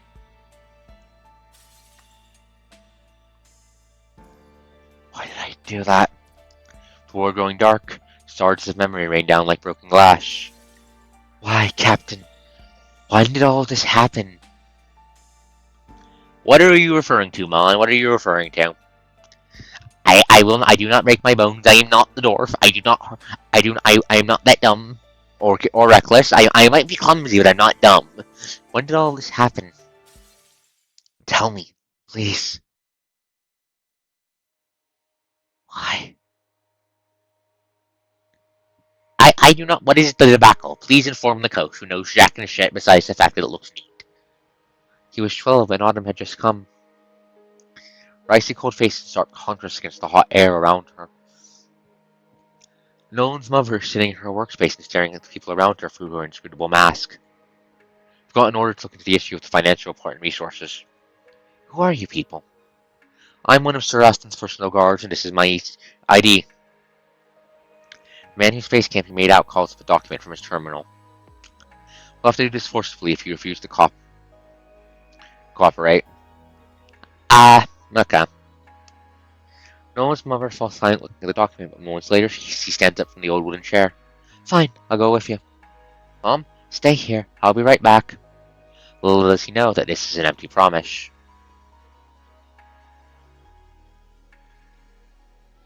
When the boy still hasn't seen his mother back home the next day, he starts going around asking people where she went. Your mom, she got busted doing her little tricks with financial reports and pocketing resources. What's so funny about that? Get this, because he had it coming. You stop it. Kid knows nothing. Well, he brought it up himself. I always found her efficient. It's not like I have anything training, but given the nature of her position, I am sure as hell she was up to something. Oh, unless I forget, she's his wife, right? We do not need a coast made out of smaller coaches. Why do you want a coast mech? No one? Ed, where is she? Boy, ain't nothing I can say now. People are all saying they found evidence against her. They just don't know who she's been working for. I put my money on Aslar. Julie was one of them to begin with. She's even married one of the master aristocrats. Since her husband died before they got to enjoy themselves, though. With the lower level being the way it is now, it only makes sense to do anything to join their ranks again. Ed, do you know where she is? Can I go see her? Please do not bring up that game in my chat again. Again, I would like to be able to post this on YouTube. We do not need free coasters in the trench coat. The trench coat would get covered in blood very quickly. Ed, do you know where she is? Can I go see her? Fred's instructions, no one wanders around. Before he finally arrives in the middle section of Aslam. It's okay, just don't do it again, please. People call this section the cargo car before it's got a pile of items sitting around. That's when no one sees his mother sitting in a small storage space, faintly lit, surrounded by some guards. She looks worn out. Mom? Julie raises her hand slowly when she hears no one calling her name. What happened? Is everything they said about what you've done true? Do you trust me? I do, of course. Let's out a faint smile from behind her mask. That's all I'm asking. What does that mean? Mom? Why? Why do you never tell me anything? Frustrated and unable to stand the wall of silence that stands between them, no one fires his question at the inscrutable mask. People were all laughing when they found out you've been arrested, Mom. That's how they've always been. They'd say all sorts of mean things about you whenever they saw you. Do you know what they said? Whenever he opens his mouth, however, none of what he's heard comes out. He only manages to squeeze out toned-down versions of what they said. He always said that we should trust and try to help out one another, Mom, but look at them. What exactly have you done? Why are they being like this to you? Don't cry, no one. I'm not... Right. You need to hold your tears. Tears are useless. Tears help no one. Why are you here? Is everything what they said about you true? Yeah. Did you really do those things? Yeah. Why? It's all for a better tomorrow. I don't understand. It's fine, because you will in time. It's true that I've crossed the line, but what if I did bring something better tomorrow for the people? I'd gladly do it again and pay the price. My only concern would be you. No one, do you still trust me? I want to. Great. That's enough, because I care about you more than I do anyone else. Do you really care about me? Of course. Why'd you do all that then? Why do you never eat around me? Why do you never take off your mask? You always criticize my hobbies when you don't even understand the books I read. When they call you a monster witch, I had no idea how they hit them with a comeback because I don't even know what you look like. Mom, do you really care about me? Or just a burden to you? Have you always felt that way? Yes. Why'd you never tell me? I did, but you never listened. When are you coming back, Mom? I'm sorry. This is the first time no one hears his mother apologize for a second. He thought he heard it wrong. Why are you apologizing? He knows only too well that his mother isn't going to give in. Just because no one... He says his name in a trembling tone. There's just something I want to tell you before it's too late. With no one's eyes on her, Julie slowly removes her mask. Her face is full of scars and her eyes appear soulless.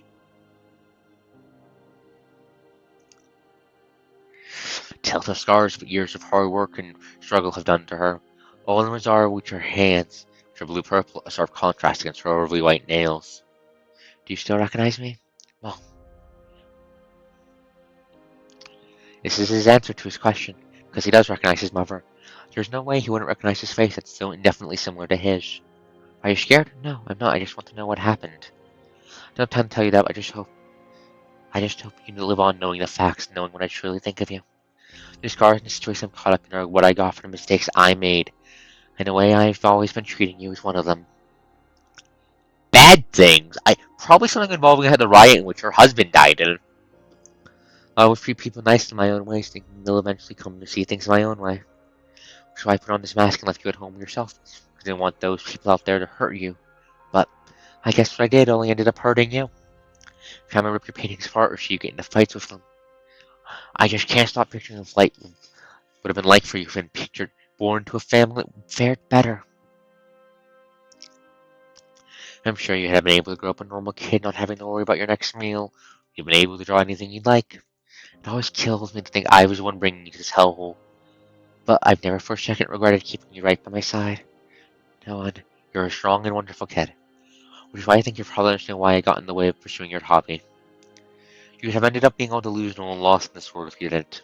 I guess I could have been nicer about it, but it was never easy trying to convince you. But, like mother, like son, I suppose. Her eyes are murmuring with regret, as if trying to say that standing by about what you believe in is a personal shortcomings he was never able to overcome. I know exactly what those people have been saying about it, but I always tell myself to just look the other way. And I always thought you'd be able to do the same. But how could I? Well, I guess it's something you have to learn how to do from now on. I know they've been calling you a monster, Noah, but a monster doesn't have to be horrifying or doomed. You might not be able to get rid of that label, but still.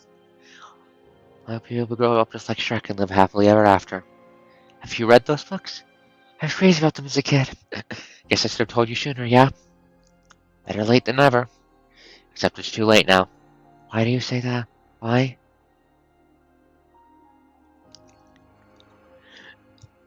They mean the book the movie is based on. I throw the hammer at you. Dodge. You also dodge. Throws a hammer at Will. Dodge. I guess because it finally hit me that there's only so much I can do, and I'm just going to keep blundering the harder I try to right the wrongs I cause. I know with no dodge. DODGE. Not the stupid meme coin. There are just too many things we can't fix anymore, given how far we've already come. Mom, please. I stored all the resources in the box I left under the bed at home. Taped the key to the interlabel jars in my office desk. They won't last too long, though, so you need to use them wisely, till Rachel come back. Hey, Azana, glad to see you're still awake. What about you? I'm going to have to stay here. Because of what you did? Do you think what I did was wrong? The boy nods his head heavily. Right. It's all right, people, Mom. We can start over after that. I've lost my chance to. I wasn't able to become the person I wanted to. The only thing I could ever done was compromise with my pathetic self so I could look away from all the things I couldn't accomplish. Are you DMing? You better be DMing me these shins. I need to show off the shins during the Yap From segment. I thought that would help, but I guess it was all just wistful thinking. I see. Please stay awake. You deserve to experience PGR. She, a single blunder is all it takes for someone to hit the rock bottom of hell. Sarah. This is just a fat lie the survivors want you to believe. Seeing the guards coming this way from the distance, Delta's sigh speaks of her pace of speaking. Luck, power, courage, knowledge, and wisdom. These are all things you need to become a survivor. That's why it's hard to be one. Now, no one, I hope you get to grow up and survive the apocalypse. I hope you get to become who you want to be. And if you still think what I did was wrong many, many years from now, then remember to never do what I did, okay? Time's up. You need to go. Julie puts her mask back on before her face and waves at Nolan. Do you still remember the lullaby? Now the sun is out. It's time to say goodbye. Goodbye, Nolan. Goodbye. Dragged away by the guards, the boy finally realized this is the moment of farewell. There's so many things he hasn't cleared up with his mother. There's so many things that he wanted to ask, except he's lost his chance forever. In the last 12 short years of no one's life, they never once had a heart conversation. All the dodging, hiding, and blaming over the years dug a trench so deep in between them that he never once had a chance to see his mother's true colors. Her past, her aspirations, her worries, her longings. Not once has he given a chance to learn about any of those. And it's only now that he finally learns of his mother's love of him for the first time. Why are you only telling me all this now?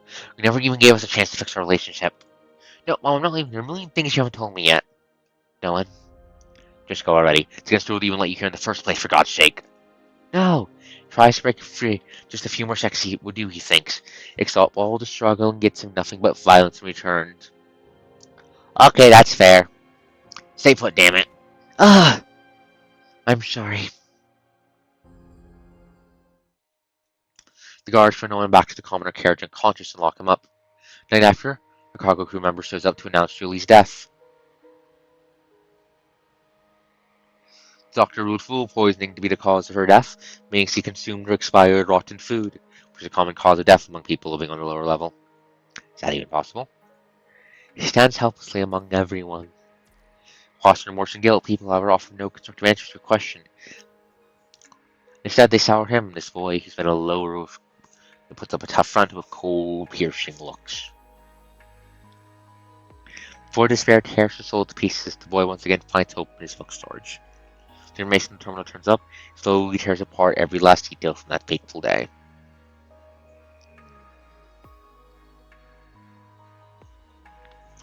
Up 10 hours later, he finally comes across an entry that reads nitrite poisoning.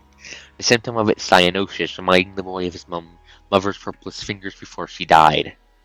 Is this what killed her? The boy can't be sure.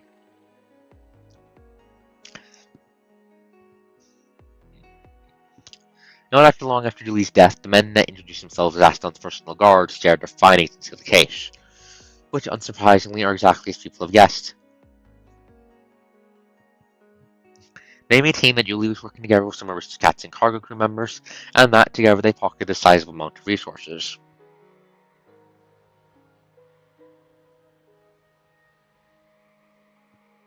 That's as far as they went looking into the case, because Julie died during her trial, which made it impossible for them to find out where the pocketed resources are. Furthermore, the crew members that had worked with her all went poof, erasing every last hint that might help. All these people pay steep prices save for the aristocrats that worked for her. Master's 9 name has become an open secret, which however doesn't seem to change a thing on the train. Then a month goes by. The boy did try to use economical code for what little food he has, but still found himself reaching the end of it just 15 days after his mother left. Having no other choice, he decides to leave his wooden bed of a home to seek help. He comes across quite a few people who, in addition to his mother hating his mother guts for having worked with those to the upper level, also despise him for the mere fact that he is her son. Fortunately, however, he also was willing to stand with them, having been helped in their hour above need by his mother. She might have been in the wrong, but I still have her to thank, or else I wouldn't have been here tonight. Here, take this. It's not a whole lot. That's about as much as I have. Try to give for today first, son. No, my mom wants to give this for you for keeping me safe the other day. Follow the food together. No one managed to keep its head above water until Rachel comes back from the train, returning from an emergency mission. Not a day has gone by that I forgot the look on Rachel's face that day. Rachel was always collected, but at this very moment she's biting her teeth together and clenching her fist so hard that she doesn't even let go when her nails dig into her hands. No one was going to ask what brought his mother to the bitter end. She met, but nothing comes out of his mouth, because he's certain the pain he's feeling is anything but feigned. Rachel. Hi, Jason. I'm sorry. I had totally done everything I could to keep Julie safe. If I hadn't had to go out on that damn emergency mission.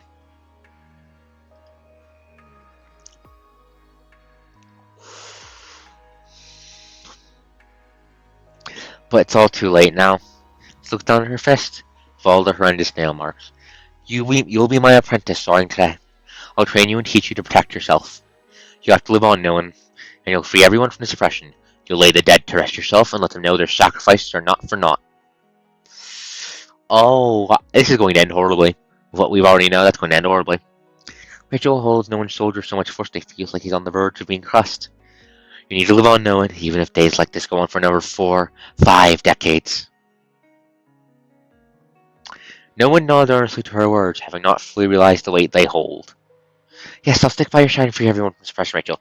And they'll be there to see their soldiers in peace at the end of it all. But things didn't turn out quite as they expected.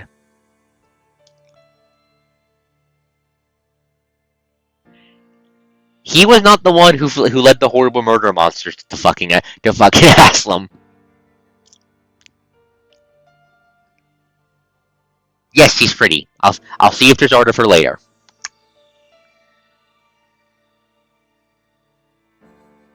Well, how many coast shapes have you made?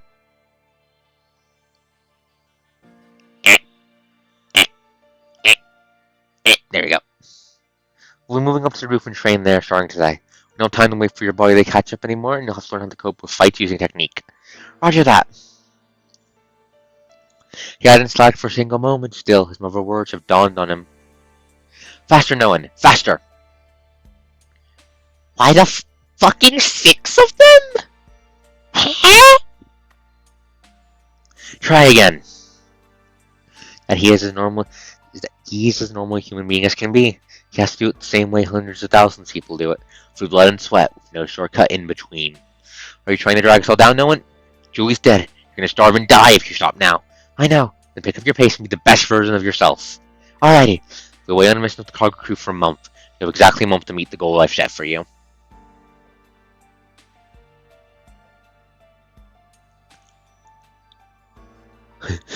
Silence, dwarf? Yes, Captain. Sure you can do it? Of course. When the thunders of wind tear down the last bit of his fantasy, the boy breaks down, losing all the wrenching pain he feels within. I am not. Do not load me into a shot put. He hates his hands' guts for being as weak as they are, but he has no idea how to make them stronger. And I just dropped my controller. At least it wasn't on my fucking toe again. The fuck? Do not anger the Nintendo demons. I like having bones. He hates his hands' guts for being as weak as they are, but he has no idea how to make them stronger. I don't want to drag people down. Before he knows it, the boy has exhausted himself from crying. He closes his eyes, trying to preserve what little energy he still has. I'm sorry, but I've lost my chance. I wasn't able to become the person I wanted to be. The only thing I've ever done is compromise with my pathetic self. Julie once told him that this is what it's like growing up, and that it's every normal person's job to learn to compromise. Which, how is he supposed to? When his heart burns so fiercely with sadness and regret. But why are you memeing about the Coast Force? The boy doesn't aspire to be better, but he knows he would give it all to take another step forward to alleviate his pain somehow. Just you wait and see. I'm not giving up. Okay, so this is not another combat mission like I thought it would. Choice of the Deathfire. Oh, my neck is fucking killing me, chat. Chat, my neck is trying to murder me.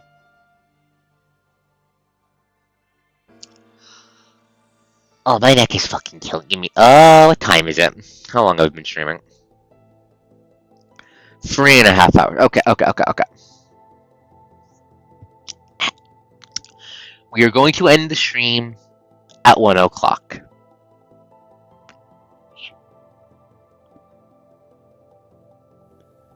Are you sure, Dwarf? Okay. If I die, blame the Dwarf, everyone.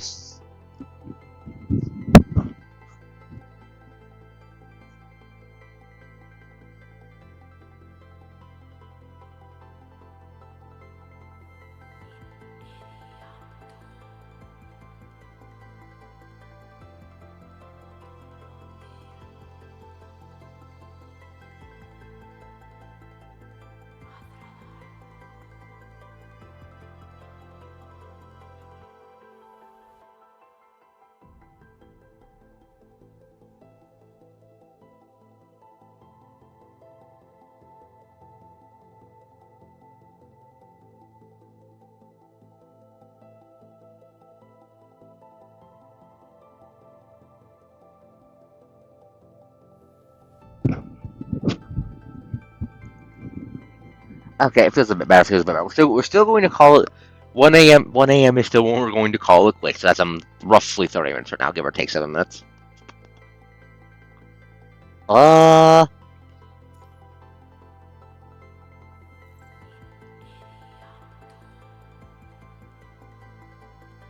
the fuck you so long? Why the fuck you so long? Wait. Okay, do we have enough time to actually complete another chapter? That's an important question. Do we have enough time to complete another chapter? How long did this one take?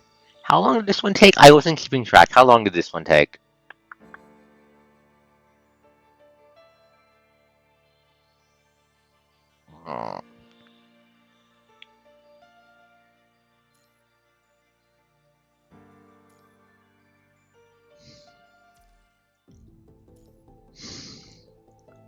Oh. Give me a second. I'm thinking. I'm making cute sounds as I think. Right. Okay, we'll do one more chap. We'll do one more text-only chapter.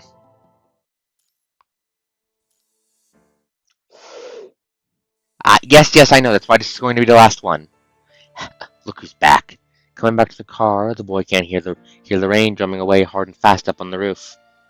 Filippo's words cutting at his soul into the crowd he drifts, exuding a gloomy air soaked with rainwater.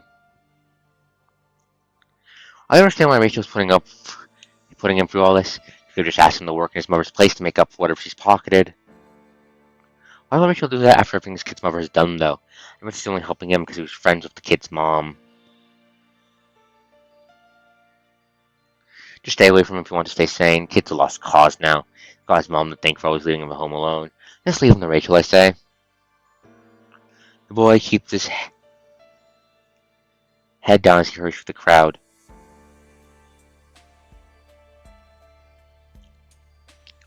I am streaming to Twitch. Yes, we are still live.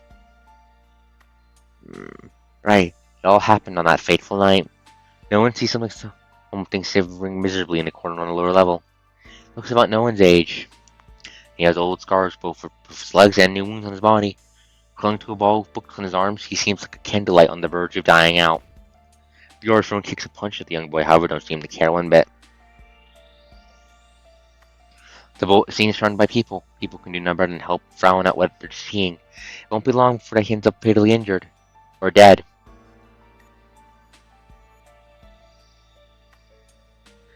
Streaming on Twitch, which obviously the VOD for this is going to be, the VOD for the PGR stream is going to be dumped onto my fucking YouTube eventually.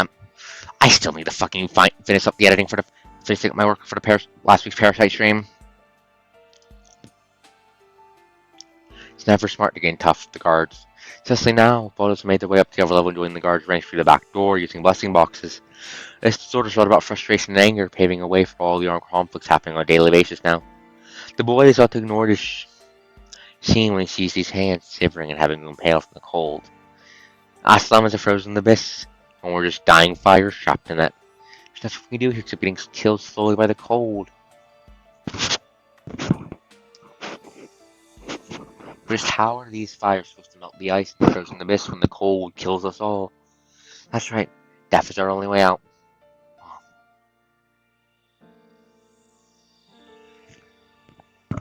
ACA has always been a place where hierarchy and power speak louder than words. The law is no longer effective. People no longer have to worry about having to pay for violence and misdeeds.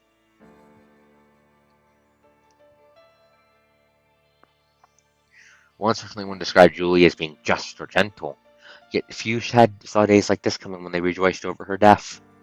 Cold is going to kill us all. The boy stops in his tracks as he mumbles those words. He knows exactly what's going to happen if he does what he's about to do next. Before he already knows, he's already walking back the way he's come with a weapon in hand. He's gonna kill those guys. He's got a fucking gun. Stop now, I say. Wow, what do we have here? What you gonna do about it, huh? Don't you see he's handicapped? As if I care. The guard shoots a dirty look at the crutch on the side. Think this is how you get talked about below just because Rachel's got all you cargo crews back, huh? Making his identity known, again, the guard runs his eyes over the crowd. Doesn't seem ready to punish two kids at once with so many eyes on him. Captain Rachel has nothing to do with this, he isn't even here right now. I suppose you know that means no one is going to come to your rescue, yeah? The guard is about to grab him by the collar when the weapon in no one's hand spits fire out of it, sending a bullet that hits the bastard's protective mask, leaving a deep cut in it. Apologies, she. I'm not good with guns, I didn't really mean to hit you. You fucking little shit! Want me to give it another go, huh? No one shouts out a suppressed voice. How is me holding back just now for your information? Want to see how I roll when I don't hold back? You have your mind? You just freaking fired at an upper level guard! The guard shouts his final warning at the kid, one who's looking disdainfully back at him. Should you find it normal to hurt a handicapped person while I'm out of my mind for trying to stop you from doing that? Well, screw that! All his pent-up frustration turns into razor-sharp daggers with no physical shape that shoot straight into those arrogant eyes. So, ready for more? No one knows full well that this isn't going to end well. Still, he's glad to have stood up. Fucking bastard! The guard spits out those words as he lifts his weapon and slashes down the shoal he can't care any less about. Stop. Someone stops the weapon in his track. Turning back, the guard sees a brawny cargo crew member with a dozen or so people in tow. Sticking your hands in the people's business again, eh? Haven't y'all seen those that died these days? Come on. You want to go around killing all awesome little puppies. You gotta keep little puppies alive so you can eat them when they're big, no? For a moment I thought you didn't know who rules this place. What are you doing? Easy, buddy. I know our situations aren't exactly identical, but you and I both work for the same master, right? For our master, the only difference between us is that they pay you a little more than they pay us. But to them, we're all replaceable now. Solana takes a step backwards. I see you're all alone now, but I saw you having a fight with some of your buddies back there in the other car. Did they just ditch you? It's only with all the eyes upon him now that the guard finally realizes that he's all alone. After the guards keep putting up with frustrating suffering. Yeah, it's only something that can happen when he can make it out of this place in one piece. Jump his ass! Jump his ass! Jump his ass! Beat this man! Beat this man! Beat this man! Beat this man! Given the way things look now, however, it's likely that's never going to happen. Exactly as what Sonic said. The only thing that matters to their masters is whether they are to carry out their task. Souls lost, lives sacrificed, all their futures from the blood mean absolutely nothing to them. Their master might want to see what happened today in whichever way they find most pleasing, yet the guard himself is the one who's going to take the sizzling heat that's about to come his way in the next few moments. Ganging up on me, huh? Do you all know who this kid dad is? He was part of the Aslars. The guard looks down with a smirk. That's right, his dad was going to be a guard like me, but he decided to stay here so he could do more business. Got my jib yet? This kid's double-crossing y'all, trying to help him. Gee, see. That didn't cross your mind at all. I'll follow sure we'll throw this kid right off the train. Kid is off the train right away. Right, you better. Guard leaves his curses. Lena walks up to the boy when the guard is gone. Slaps him in the face. Are you out of your mind? Didn't you see how everyone's trying to keep a distance from the scene? Are you trying to drag us all down now, or what? Controller. Why didn't you kill? You should have just killed the man. You should have just killed the man. Blame the other guards for it.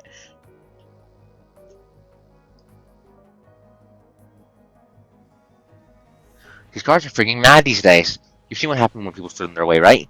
They only killed one person so far this month, but you and that kid behind you would have been dead if we'd thrown up 1 second too late. You've seen what happened, which is exactly why I wanted to put an end to it. So what if you can bring this one guy to your knees? Think you can knock down all those guys that are going to come after you? Julian Rachel didn't raise you to die like this. Come on, Nino. We all know you're about to jump right in if no one had done it before you. Sush. There's nothing embarrassing about it, though. See, I'm pretty fed up myself, but they always make sure you make you suffer if you try to get in the way. This isn't cool at all.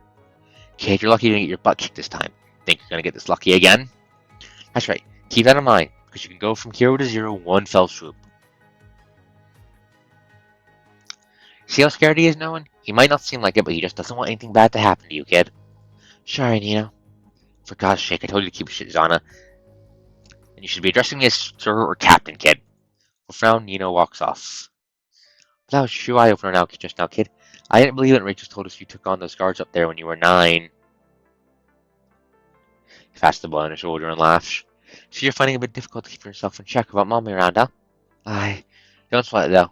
Worst that's going to happen to you is getting a piece of mind from Rachel once he's back, and I'm sure you're ready for that. And just ignore Nino. Dude's a little sigh after all.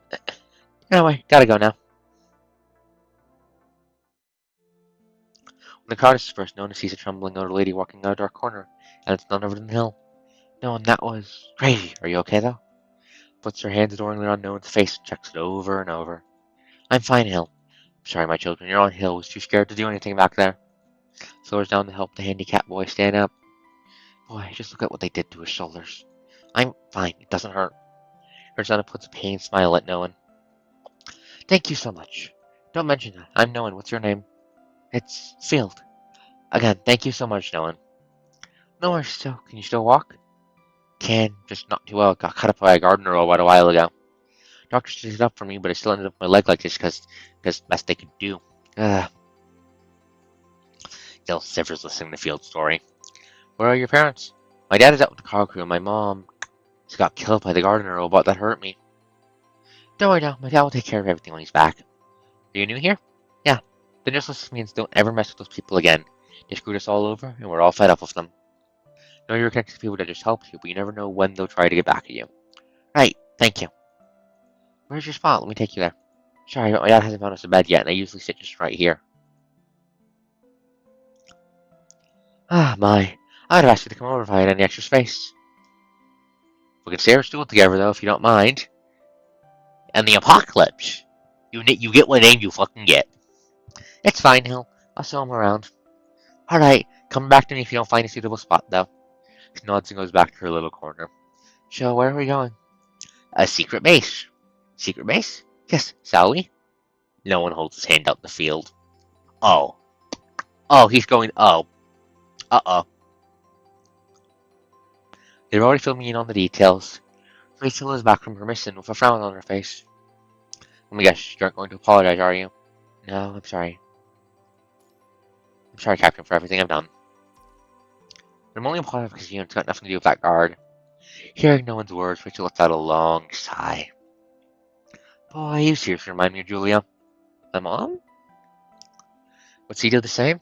Oh, she would do, son. Oh, she would. This only accounts for 20%. Rachel nods her head. I mean, things like this only account for 20% if I she always rub people the wrong way. She always said, let me guess, Steve, you just need to compromise or you need to know how powerless you are, yeah? Exactly. She's right. I want you to promise me right now that you're never going to get yourself into pay trouble like this ever again. But if there's no pay trouble, we'll feel there's no condition to get beaten up like that. You could really have died if I didn't butt in.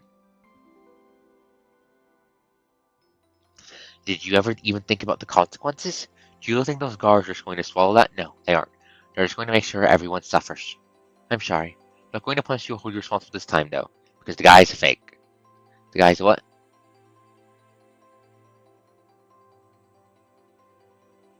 The guy's a what? The train is a big messy plot with all the people we have on board. People just don't have the time to get to know one another. This holds true for the guards too. It isn't the first time they've had to find a fake among themselves. You can't really see their faces once they have that protective suit on, which is why some wannabes try to get their hands on it. They just want the first to come up to shoot, however. That's unheard of. Don't worry. I will bring this to the aristocrats' attention and ask them to look into it. Are you connected to the aristocrats? Like it or not, cargo crew has to get them updated on our missions. It's nothing you need to worry about, though. But get this. This will not happen again. You'll be good as dead if you run to play with fire again and run to a real guard next time. Well, Dick tried to give me a hard time when he picked on me for real guard, though. Are you trying to say that you were just playing with fire and that we did was a calculated move? That's exactly what I'm saying, Captain. I wasn't playing with fire. I'm not the same hot-tempered kid I was before. Wait, what? So you're saying that you've thought it through again? You bet you're gonna butt in again if you come across scenes like that? Rich let out another sigh. No, and let's just get real. Know who you are, learn to compromise. It's all meant to keep yourself safe, as Julie said. Yeah, I think Rachel sees through that as well, Dwarf. But people are just going to die like my mom if I compromise, right? Even if she really did a lot of terrible things, they should have punished with the law that the Royal Guards talked about. No, they just poisoned her and killed her. We don't even know who did that. What are we going to say they'll spare us when they can get away with killing people and hurting people like Field? Rachel looks up the study, knowing somewhat slim in her face. That's when it hits her. And that's what he not, hits her. That what he did was not a temper-driven move. That he knew exactly what he was doing, as he said. Okay, so he might. Okay, so he was fully willing to rumble down with an actual guard. Understood. I'm sorry, but I guess I made myself more clear. I do want you to compromise, but I never asked you to give up altogether. We're no heroes, which is why we need to find a smarter way to cope with these things. No, you're angry, son, but we need to wait for the right moment to strike. Okay, just give it some more time, Nolan. I can assure you that I don't hate those bastards any less than you do. Hey, how did it go? Is he still going to punish you? No, the guard was fake. A what? Field looks at no in disbelief. Doesn't that happen in the world out there too? Well, this never happened in the reservation areas, at least. They only taking qualified skill workers, and the screening is super hard too. Yeah, always true. I mean, the custom reservation area only has so much space. Theo looks up at the dim light with those green eyes of his. 3 years ago, someone hurt his fellow applicants because he wanted to pass the screening very badly. Some of the conscripts guarding the reservation area caught him, he had swords all over his body from the punishing. So bad, he probably wouldn't have lasted longer than a few days. Some enough don't want to take him in because of what he'd done. One of the conscripts gave him a serum because they couldn't stand to see him when the birds are dying. But then he gave the serum back to us at the day, but he gave the serum back to us the day after and died. Why though? Because a single serum wouldn't change his fate, or so my dad said. Is that what the world out there is like? Yeah, screening is challenging enough that it helps uphold the order within the walls. But it's also the very thing that makes it possible for us to save those in need. Which is why I had my hopes up before I got here. My dad told me the ACA screening isn't as difficult, which makes it a moving utopia that's immune to the virus and brings supplies and smiles to people all over the world. Did you say your dad called this place a fucking utopia? But little do you know, eh? What happened to this place now? Or has it always been like this? Well, this place is no different from the world out there. People just want to live. They do it at the cost of hurting others sometimes. Is that why they treat us like the way they do? Yeah. People start keeping them from a distance from people and treating them differently in a sense of connection to the aristocrats up there. He's one of the healthiest people, and aside from being handicapped, he comes down with low fever on a regular basis. To keep Fields safe, no one asks him to stay in the bookstore for much as possible.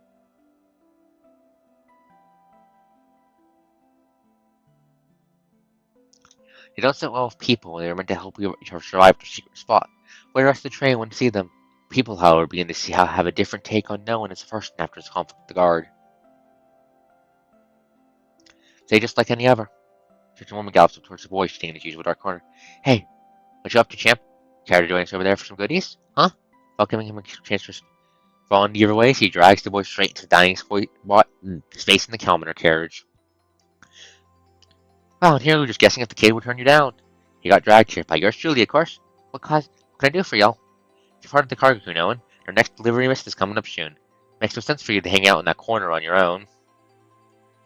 We don't do it. Oh, actually, you don't dislike hanging out with us, right? What happened if your mom still bothers you so much you ever hang out with them geezers than with us? No, it doesn't. I'm sure it still bothers all of you. For God's sake, son, we ain't stones. People might not have been happy with what Julie had done, but you see, people can change. Especially after seeing how you stood up for that boy and how Rachel stands with you. But none of you guys ever helped us except for Rachel. See, I told you this kid is as dense as a brick. How do you know we never helped, though? You've only been living for so long. If you forget about Julie's face in your neighborhood for a second. No, practically nothing about this world. Julie was the one that never let him out. She thought the world out here was much too dangerous and might kill him. Too late now. Go back to early once, and that won't stop them from coming after him. You're the only one that gets to decide what you want to do, son.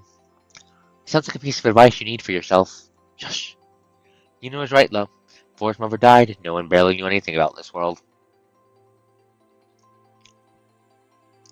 He was so deeply in love with books and busy pursuing his hobbies that though he did pick up on people's attitudes towards them every now and then, he never really understood why they treated him the way he did. Now, if he sells the blessing box is getting progressively worse, no one knows that he can't solve anything if he keeps shunning people. Besides, never liked to be left alone at home anyways.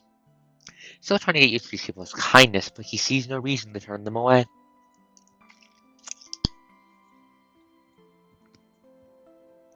Hesitating for a few moments, no one nods his head lightly. Alright, I got it, thanks. I'll try a roll for y'all. 'Tis the first step the lone wolf takes towards the pack. Oh wow, that was definitely much easier than I thought. Crazy how we spent so much time trying to figure you out. What do you mean? We talk about you now every time we eat. Who's we? There's Nino, Waylon, well, pretty much all the big names from the cargo crew. Why would you want to talk about me, though? Gee, you joined us before you turned to the thing you always hang out with Rachel. If you hadn't know what happened to Julie, it's only normal that people talk about you, right? Mm-hmm. Hey, kid, come on, they didn't bad off or anything. It's just that we really can use a few more hands these days. We didn't think it's right for us to keep seeing this negative light when Cat never goes awry with the people he picks. We all kept only keeping around because he was good friends with Julie, but what happened the other day was enough proof for you not to feel clearly different from your mother. We just thought it's high time we got over it. Proof enough, huh? This guy just really didn't stop talking about Julie, so we decided to ask Sean to drag you out of your little corner to join us. Hey, you talked about her a whole lot too. I think that he found it difficult to hang out with people because he was kept locked up at home for so long. There ain't no kids that love being on their own. Come across one that seems like it, because they have to put up the status quo. Well, we have ourselves a child extra here. They all burst out laughing at Sean's remark, except for no one who seems lost and doesn't know how to react. Hey, what's up? You alright? No, I just don't really know what I need to do. Not much, really. Just need the help when people ask you to, and let's know what you need help with yourself. Ain't nothing to be embarrassed about, because helping out each other is how people gradually become friends. Oh, that's easy, of course. More than it meets the eye, so see, there are all those unsaid rules that you need to play by, and they can really drive you nuts. Before you get there, just be who you are when you hang out with us. Shauna gently pats no one's head. I know this ain't your forte, but rest assured I'll be there when you need help. We need to stick together the same way we did when you helped Field out. Because together we're strong. Right. Nodding his head as he gets ushered, the boy sits down in an awkwardly formal pose. Thank you all. Head pat Tiny Nolan. Okay, what fucking time is it? 12:45. Yeah, that's gonna be it for tonight. Give me a second to just do something very quick.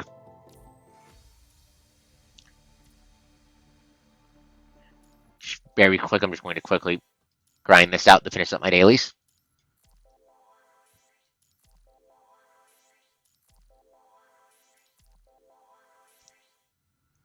A time, ready to sins for the pyre. Wait, actually, I need a sparge.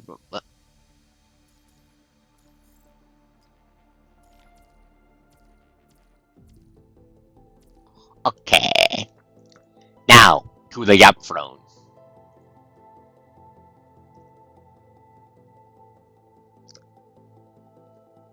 Unshrink the coast, unshrink the coast, unshrink the coast, unshrink the coast. Coast unshrinked. Aren't I adorable? Anyways. First, let me open up Discord so I may harvest the shins. Why are you updating? Why do you always need to update whenever I open you on my fucking PC?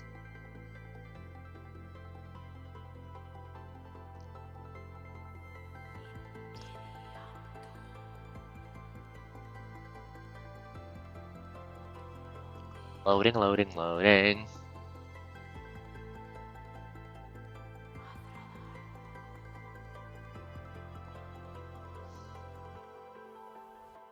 Well, I have several questions. All of them are what the fuck. I'm only going to savor the spiciest shin, so give me a second.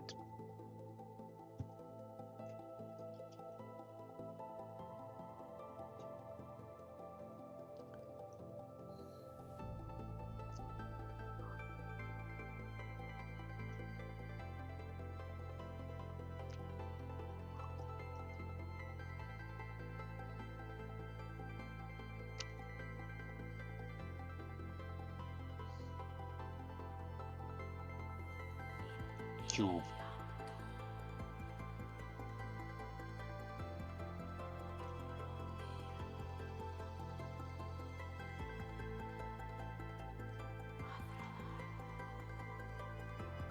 Sins harvested. I repeat, the sins have been harvested.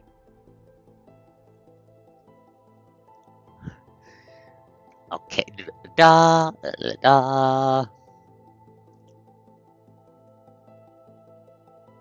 Note to self, make a sins folder. Make a sins folder. Actually, I'll do that first.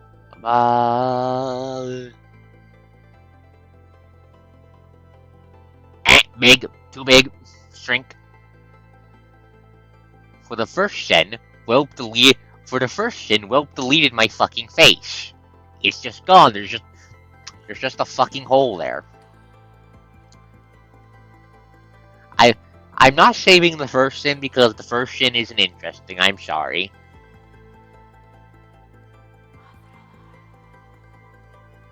It's from the blush. My brain is screaming collapsible bullshit when I stare at it. Allow me to change the shin. Cylinder. That coast does not look happy to be in that cylinder. Please.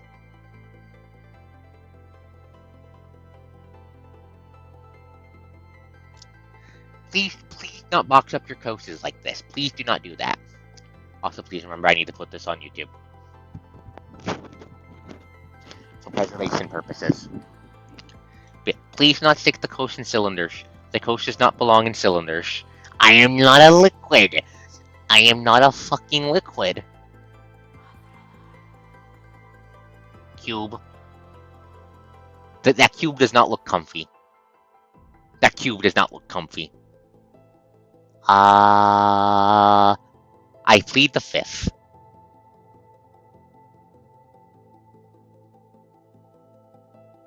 Silence mod. I do not. I am not a liquid. Right now, this is the cube. This is the cube.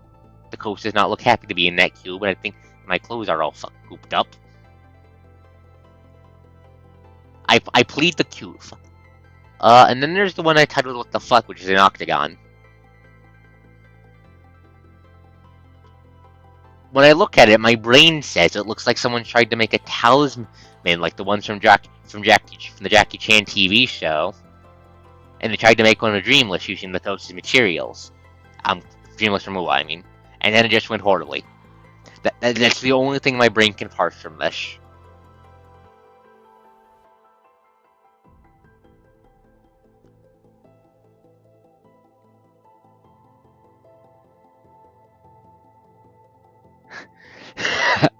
We flash. Coast Watchstone is tiny. But you see it though, right? You see it, right? You see it, right? I am not a cat. I am not a cat. Ah. Anyways, right. VOD for this will be up by Monday, probably along with the fucking VOD for Parasite channel now. Right.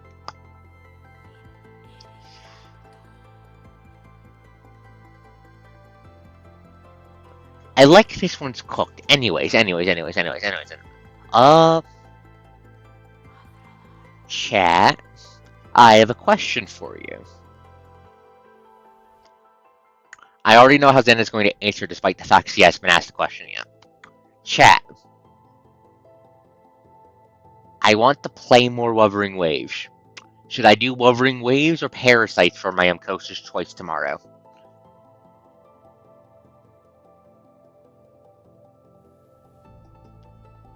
What do you think?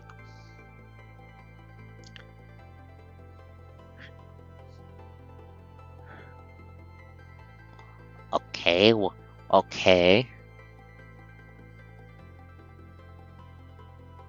Silence.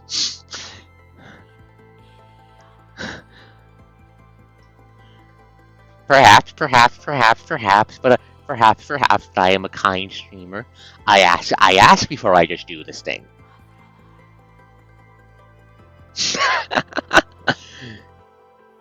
That is exactly how I expected Xana to react. That is exactly how I expected you to react, Xana. Well, yeah. I really want to explore. Yeah. Sunday is technically a flex. Is a flex. I do whatever the fuck I want. So yeah, I'll do Wuthering Waves. Yeah, I'll be playing Wuthering Waves tomorrow then. We'll be exploring more of an shit and seeing what the fuck is going on over there with the fucking Sentinel and the fucking church that worships the fucking Sentinel. Like, Jinzu has a whole ass time manipulating space dragon.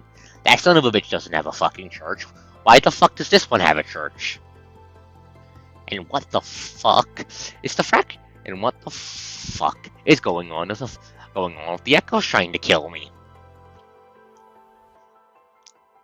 Let's go. I knew you'd have that reaction. Teasing. I'm teasing. But yeah. Oh, what else? Cute girls. Right, alternating things for next week are, hopefully we have Lancer on Thursday, we're on Matica's channel. Final mission of the campaign. For real this time, I swear. On Saturday, there'll be Wuthering Waves. Again.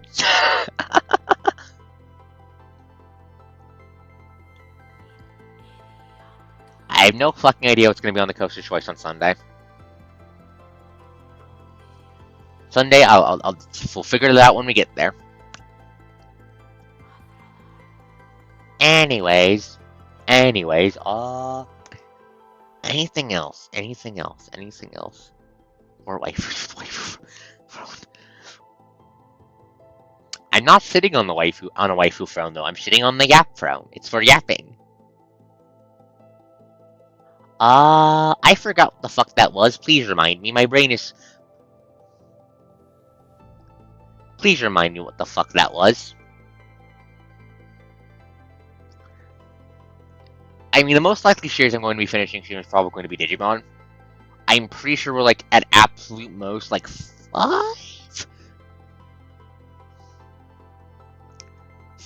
or so streams away from Endgame. Because the Royal Knight, because this feels like the beginning of the Endgame. We've got Megas, we got Digimon hitting the ends of their evolution lives, we got Royal Knights running around. We got Dominus overarching presence in fucking Yigi.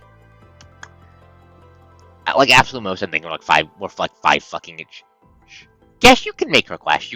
Guess you can make requests. Yeah, you can make requests. I've asked you guys to read that. Have you forgotten the times I've asked you guys before what I should fucking stream? Yes, you can ask for a request. Why? Do you have something in mind, Xana?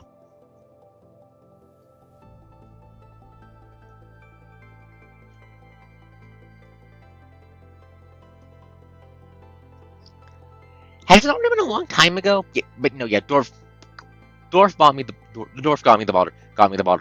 Baldur's Gate stuff. Back during all the games before free, all the stuff before free. Free back when my internet connection was being exceptionally horrid during that whole clusterfuck. Thank you for that, by the way, Dwarf. Thank you for that. I'm definitely planning on getting around to them eventually. I'm still thinking over whether I want to keep to this free day format I'm on, if I want to also start streaming on Fridays again. The problem is I work on fucking Fridays. I mean, I have streamed on work. I'm still thinking it over, basically. But yeah. Thank you all for coming. If you have any requests and you're on Discord with me, just DM me. If you're not, simply leave them on my simply send them to me on Blue Skies, ArkosDawn VT over on there. Only one with cute little avatar I drew myself. Well, it's more a logo, really, than a proper avatar. I need to find some in the comment commission. So fucking. Anyways. Focus. ADHD rooted in gremlin. Focus. Thank you all for coming. This has been ArkosDawn, the coast that does the most. Have a good night, everyone.